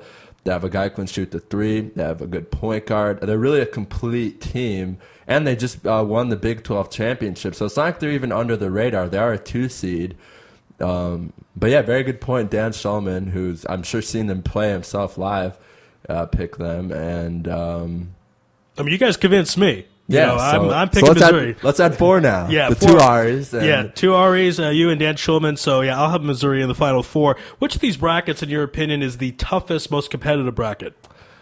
I'm probably either it's the South region. Because you got Kentucky, like I was talking to Ari with. You got Kentucky, who can beat anyone. You got Indiana, who has beat anyone, beat Kentucky. You have Iowa State, who's really good. They've beaten a lot of great teams. You have Baylor, who, if they play well, they can beat anybody. You have Duke. We know all about Duke. So, though, I got this funny feeling. I know Duke's been upset in the past with the 2 spot. I have a funny feeling to be upset by Lehigh. Really? Are you putting that? Is that official, Ari Louis? Are we going to put this down? Yeah, I'll put that. Well, wow. That prediction. I'm going to pick Lehigh. Ari was talking about it. I know Ari is biased because he sees them play in person, but I'm gonna pick the 15 there. Okay. A lot of times Duke is overrated in these brackets. Well, they get the love because they're Duke. Yeah, Coach Duke. K. Jeff Vitale loves them. They're on ESPN, I think, every day. Yeah, all the time. I think they named a day Duke Day and just put them on ESPN. So I think that their guys also from Jay Billis' Duke. They have a lot of guys who've went to Duke. So anyway, sorry. No, I mean that's a great point. There's definitely a love affair between ESPN and Duke, and any explanation is certainly welcomed, and that could be why. So I think Duke's prime for an upset. I mean, March Madness, you see a lot of upsets, especially in the first 2 rounds. It kind of gets more evened out when you get to the Sweet 16 because you have the better teams there that take care of business. So upset-wise, that's one of the ones I would look at. I would say another one, we heard Kansas-Detroit. I think Kansas will get by. Okay. What do you see as a big upset that maybe some people might be looking over? You're not really focusing on this possible upset. As I mentioned earlier, this Harvard-Vanderbilt game. Yeah. I have Vanderbilt going far, but I just, they're a 5 seed, so it's not like they're a superstar team. They're playing very well lately, but they have had some weird losses where you kind of shake your head. I think they lost to Georgia this year. It's just been horrible. And they've not been very consistent. At the start of the year, they lost to Indiana State. So that's kind of weird at home. So, I mean, this Harvard team's been in the top 25 all year. The ex-coach is from Michigan, who is a very good coach. They have some good players. Jeremy Lin went there, so I had to say that. We haven't talked about him in so long. Knicks are struggling, by the way, but Jeremy Lin went there. And, there's so much. Everyone's saying Vanderbilt Final Four. Who knows? Harvard. And I really got to talk about this. I really believe that Detroit can knock off Kansas. I love this Kansas team. I've been talking about them a lot the last month. But you good on record? Yes. Me and you will go with those crazy 15-2. You take Lehigh, I'll take Detroit. Okay. As I said, I played with Ray McCallum. I was a bit older than him, a couple years older than him. But really good player. You played pickup ball or? Yeah, pickup ball. Okay. I was actually much older than him, and he was better than everyone, and he was the younger guy. Eli Holman, I talked about earlier. He was at Indiana. If anyone saw that movie, Coach Carter, did you see that movie with Samuel L.? It's one of those on to-do lists to see that movie. Okay, so Eli Holman is actually from the city where Coach Carter, Coach Carter is a real movie about a real coach. So Eli Holman's from Richmond, California. He was actually shot before he came to IU, Indiana. But he transferred after the whole, I'm going to go ahead and say balagan.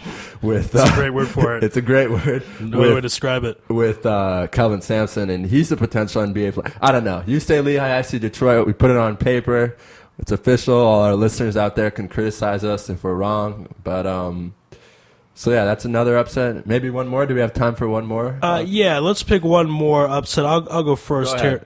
Now, I have 2 12s, but that's not really an upset at this point. I mean, March Madness, you need at least 1 12 going to the bracket. Right.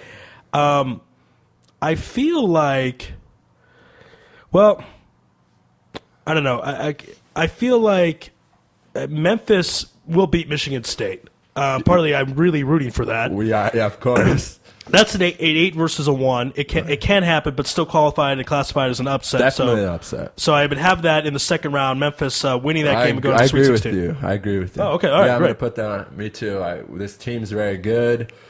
I think Michigan State is well, I don't want to say they don't deserve the 1, but I think they're the weakest one. Definitely, like, you look at this team, they weren't ranked at the start of the year. Let's not take away their season and what Coach Izzo has done, but you look at their other teams who've made runs in the Final Four, and they've had a lot of they have good players on their team. It just something seems weird about them. They always seem to win, but you kind of, the game ends, and you kind of look at yourself, and you're like, how did they win? And they just won. So But yeah, Memphis has been under the radar. I think it's time for them to explode on the scene. Obviously, we'll mention it for the 100th time. We're rooting for Coach Pastner. Yes. Because we had him on, and we'd love to have him on after. We told him if he gets to Sweet 16, that we'd have him back on. Actually, we'll have him on in any case. Yeah. Because it's such a great coach. So you mentioned them. I'm going to go with Montana, Wisconsin. Why not? Wisconsin hasn't 13 over the 4. Okay. Yeah, Wisconsin hasn't played that well this year. Their star guard. I'm probably also going to take that because I'm having Harvard, so I 12 or 13, and You're taking Harvard. Yeah, that's huge. Yeah, I'm having Harvard versus Montana. Wow, it might be a little too much to say Harvard going to the Sweet 16, so probably I'd have Montana winning that. But Montana going to the Sweet 16. Yeah, even that's pretty weird. But you see a Sweet 16 in the past couple years at least, a 13 or a 12 making it there. Right. So I think that would be my 13 that's going to the Sweet 16. All right, we're going to take a break. On the other side, a very special friend of the program discuss the whole Peyton Manning situation. You know him. Well, actually, I won't introduce him until he comes on. You have to stay tuned to find out. It's a surprise guest, but he's definitely worth it. So check that out on the other side. You're listening to Louis Live on IsraelSportsRadio.com. You're tuned in to the only all-sports talk network in the Middle East, IsraelSportsRadio.com. Body and Soul Gym in the heart of Talpiot. Great machines, excellent staff, and wonderful classes such as Pilates, yoga, and kickboxing. Give them a call at 02-678-8861. Once again, that's 02-678-8861. www.body-soul.co.il. Once again, that's www.body-soul.co.il. That's Body and Soul in the heart of Talpiot, which is great for your body and your soul. You're already using a credit card every day. Why not feel good every time you make a purchase? When using the HAS Advantage Support Israel Visa card, a percentage of each purchase you make will be donated to your choice of 24 Israeli-based charities, while still earning a reward point for every dollar spent. But wait, these rewards are even better than the standard rewards you get, especially when using them towards Israel travel, with the best conversion rate on El Al's Matmeed Frequent Flyer program. Earn double points at some of your favorite supermarkets and restaurants in the U.S., as well as discounts all over Israel. If you love traveling and supporting Israel, HAS Advantage is the card for you. Just give us a call toll-free at 1-866-6-ISRAEL. Sign up right now with the code ISR10 to earn 2,500 bonus points. That's 1-866-647-7235. HAS Advantage. Earn rewards. Support Israel. Offer valid for U.S. citizens only. Terms and conditions do apply. When dialing from within Israel, please dial 1-800-200-818. Israel Sports Dynamics specializes in football consulting, equipment, uniforms, and more. Great brands such as Nike, Russell Athletics, Shutt Sports Products, and many more. Just one call away. With over 30 years coaching experience with university and professional athletes, Harry Hill, owner of ISD, can advise you for all your sports needs. Call 054-581-3248. That's 054-581-3248, or visit our website at www.isdisrael.com. If that's not easy enough, click on the ISD banner on the Israel Sports Radio website and be part of the game. Are you tired of paying for expensive gym memberships that you don't use? Are you frustrated by not seeing results? It's time for the X1. Israel Gym Systems is proud to launch the X1 suspension and bodyweight training system. Lose weight, build muscle, improve balance, coordination, and flexibility. With your purchase of the X1, you'll receive a free membership to IsraelGym.com and access to our archives of videos and exercise plans. Sign up today at www.IsraelGym.com and get ready for the new you. Israel Gym X1. Higia Hazman. DJ Venom, DJ Venom, DJ Venom, DJing parties throughout Israel, birthday parties, weddings, club events, bar mitzvahs, bat mitzvahs, and much more. You pick the type of music and DJ Venom will turn your event into the party of the year. Available Sunday through Thursday. Call 052-952-6506 or email djvenom1984 at yahoo.com. That's 052-952-6506. 6506 or email djvenom1984@yahoo.com. Book your party today. That's DJ Venom. Broadcasting live from Israel. IsraelSportsRadio.com. Hello. Hey, Broncos Mike, you're on Louis Live. How you doing, man? Doing good. How are you?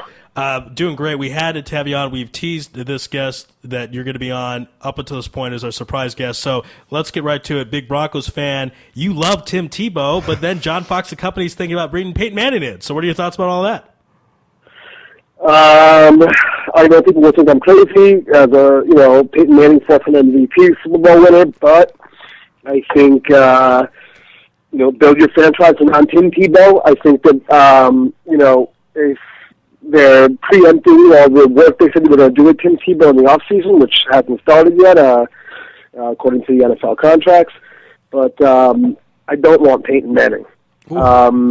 He's probably got a good 3 or 4 years left if he's maybe even more. I mean, listen, there were older guys in the NFL, Warren Moon, Steve DeBerg, John Elway. I mean, these guys are playing into their late 30s, 40s. So if he's fully healthy, there's nothing to say that he couldn't win more Super Bowls. But I just feel like Tim Tebow has shown he can win in the NFL. I mean, obviously it's a big debate as far as his consistency, or will he really be able to get it done without certain intangibles, or actually the intangibles he has, without the certain tangibles, I guess you could say. But I say, go out, find the pieces to fit in, and get another quarterback that could potentially fit into that system with a few changes here and there. Broncos Mike, what happens if they don't get Peyton Manning as you would like to occur? How does Tebow go back into the season saying, hey, they didn't really want me here, I'm not their first option, they wanted Peyton Manning? How will Tim Tebow react to that? I mean, I think that we saw how he reacted to that last season, because the same thing happened. I mean, it wasn't Peyton Manning, and it was Kyle Orton. So if now they're seeking Peyton Manning, so someone like Tim Tebow, I'm not a mind reader, I haven't spoken to him, could say, okay, well, it happened with Kyle Orton, and I was, essentially he was said that he was a starter, and he was somewhat demoted, okay, without the technicalities. Going into Peyton Manning, I can understand. I can understand how John Elway and John Fox and the administration and the team are pursuing that. And so they know the ins and outs and the numbers and football probably better than I do. But a guy like Tim Tebow seems to be pretty resilient and pretty strong in his faith in his own capability and beyond that, which is why we see him kneeling on the sideline often. I think he'll say, listen, they were going after Tim Tebow, a four-time MVP, a Super Bowl winner, and it's expected. And he'll just probably put on his cleats, lace him up, and go out and play like he always does, because it doesn't seem like he's really intimidated by that stuff, which is part of football, the business side of it, let's say, and certainly not, the biggest linebacker in the NFL either. He doesn't seem to be bothered by anything. What? He doesn't seem to be bothered by anything. Yeah, exactly. I mean, I would personally like to see the Broncos put an emphasis on, obviously QB is a premium role in the NFL. There's no question of that. In fact, there are teams that, I just read that, what team was it? No, I can't remember. There was one particular team that was pursuing Mario Williams, defensive end or potential outside linebacker from the Texans, who don't seem to be able to re-sign him. And now that they're going after Tennessee, trying to get Manning, they've kind of put that aside. I would love to see them go after Mario Williams. In Mario Williams, you got Dumerville on the other side, and then you got Von Miller. I mean, you could have a monster front, and as we've seen, or a monster, monster defense, yeah. And as we've seen in the Super Bowl, how do the Giants win the Super Bowl? Because their front, and even though they're rotating guys in, they keep their front fresh. The guys have motors. They're super athletic. And even the Texans last year, okay, they lost in the which was the conference, the divisional round. But I mean, their front was monstrous, and they were getting they had a third string quarterback in too. Same thing with Sanford. Sanford, who now potentially may sign Randy Moss. I mean, their front was hounding the Giants. I mean, it just so happens that not just so happens, but Eli Manning was brilliant. I mean, he had the qualities that he kept getting knocked in the chin, kept getting back up. And by the way, when Peyton gets knocked like that, it's not. I'm not talking about his neck, but I see similarities between Brady and Peyton. When they start getting knocked around, there's very few quarterbacks that I've seen over the past number of years that have been as resilient as Eli Manning. I mean, he gets knocked around, he shakes his head, he gets up, and he just keeps going. But also their front line was monstrous, and those were 3 out of the teams in the playoffs. So that's what I would like to see, an upgrade there. The Broncos don't have a pick early on. Maybe another defensive back, or maybe running back is not looking so good in this draft, but, to get a running back or get another weapon for Tebow, somehow try and find someone in the free agent market as a wide receiver. So, again, Tebow has shown the worst he can possibly be, but also the best he can possibly be. I think it would be very interesting if Peyton wound up in, I think Arizona would be a great fit. Oh, I would love. We'd be happy to take him. Him and Larry Fitzgerald. Yeah, that'd be awesome. It would be amazing. And potentially, I mean, there's been talk about it. I haven't heard much because I don't think anyone really knows, but imagine if Peyton said, fine, I'll be here, but you guys got to sign Reggie Wayne. I mean, imagine Reggie Wayne opposite Larry Fitzgerald, and they already got, some runners that are capable. Beanie Wells has been injured.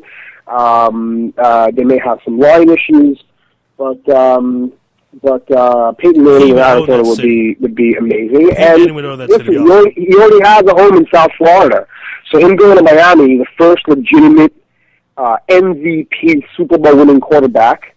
Okay, since Marino. Dan Marino not being a Super Bowl winner, but the first legitimate quarterback since Dan Marino could come in there, throw to Brandon Marshall, who's another beast. And again, if it was possible to put Reggie Wayne or another legitimate threat opposite him, and they have, everyone's, for the past 1 year been down on Reggie Bush, but he showed a few spots at the end of the year. I mean, he and with a passing game, it opens everything up for a guy like that. Okay, but, I'll tell you, I was saying this the other day, that if he goes to Miami, what I kind of like about that, as much as I want him to go to the Cardinals, he'll play against Tom Brady 2 times a year. That'll be kind of cool.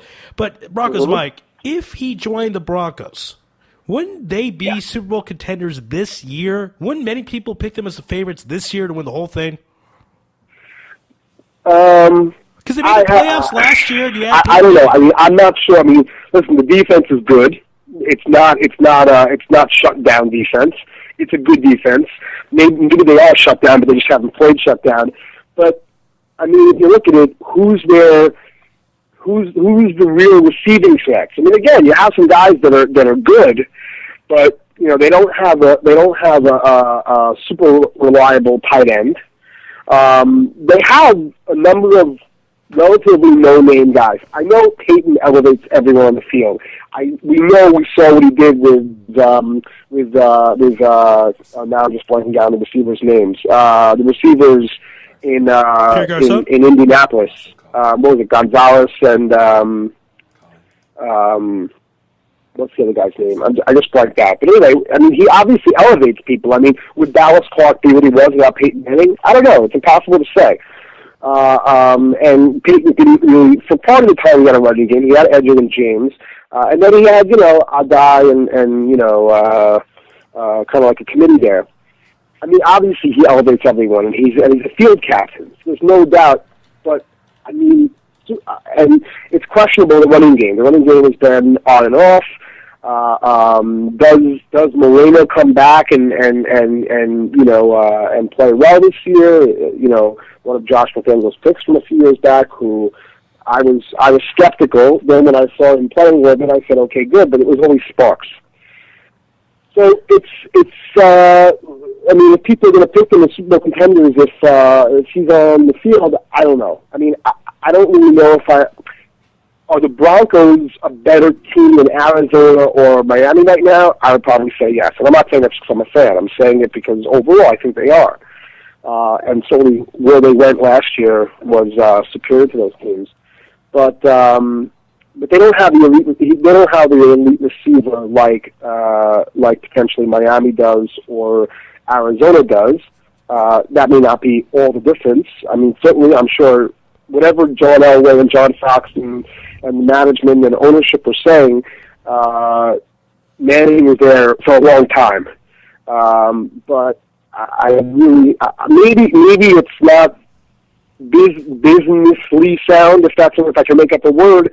When you're the owner of a team, you want to get the best talent there. I as a fan, almost relish the challenge of proving the naysayers wrong and saying, Tim Tebow's our man.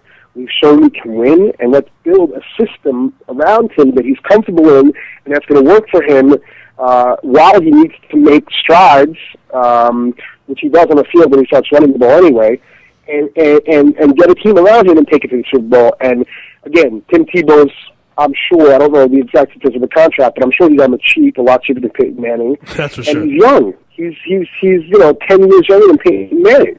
Yeah, I think more about 12. Broncos Mike, we actually got to wrap up the show, but point blank, who is Peyton Manning going to? One team, who do you think? I don't know because I haven't even seen. I mean, I know that he's not going to the Jets. Obviously, I think he shut down KC, which I was very surprised. He's still now apparently going to talk to the Titans, which will be very interesting to go to the Titans, especially considering the fact Jake Locker is in the wings right there. I think it's still up in the air, but I would say the top three seem to be Denver, Arizona, Miami, and he didn't go to Miami. I mean, he looked at the facilities in Arizona and Denver. He didn't go to Miami yet, and he didn't go to Tennessee. I mean, Tennessee, he played there. So what a homecoming that would be, going from a place in Indianapolis where he clearly connected to the fans and the community to go back home, that would be pretty powerful. It's hard for me to say. But I want Tim Tebow to stay, and I really would prefer not investing in Peyton Manning right now. Obviously, if he's there and we're winning, what am I going to do? Okay, I'll jump on a bandwagon that I've been on for a while. I'll jump back on, but I really would like to see the status quo and build around that. All right, well, there you go. There's Broncos Mike. Broncos Mike, we appreciate the time, and hopefully I'll see you in a couple of days. Have a good one, buddy. Okay, take care. All the best. All right, that's going to conclude our show for tonight. Before we wrap it up, I want to give a preview for tomorrow's show. Who we're having on, Raphael? Tomorrow we're going to have Clay Near Carter, who's going to be our South correspondent, Atlanta sports, Miami sports. He's written for Yahoo Sports before. He's done a lot of blogging across the internet, so he knows his sports in Atlanta and Miami. So we'll talk about that tomorrow. And, of course, Jim Williams from the Washington Examiner will be on at 6 p.m. IST, local time, Israel Standard Time, to talk about all the business aspects of sports and sports in general. I want to thank all our guests on our show tonight. It was a great, great show. Thank you to Raphael for booking all these guests. First, Dan Schulman from ESPN. That was really a treat. That was really a lot of fun. Then we had Coach Tony Levine. He's the head coach of University of Houston football program. And Ari Bluestein, our college basketball expert, wrapped it up with Broncos Mike. Stay tuned for tomorrow night's program. It'll be a lot of fun. As we mentioned the guest schedule. That's tomorrow night. But that's it for tonight. God bless and good night.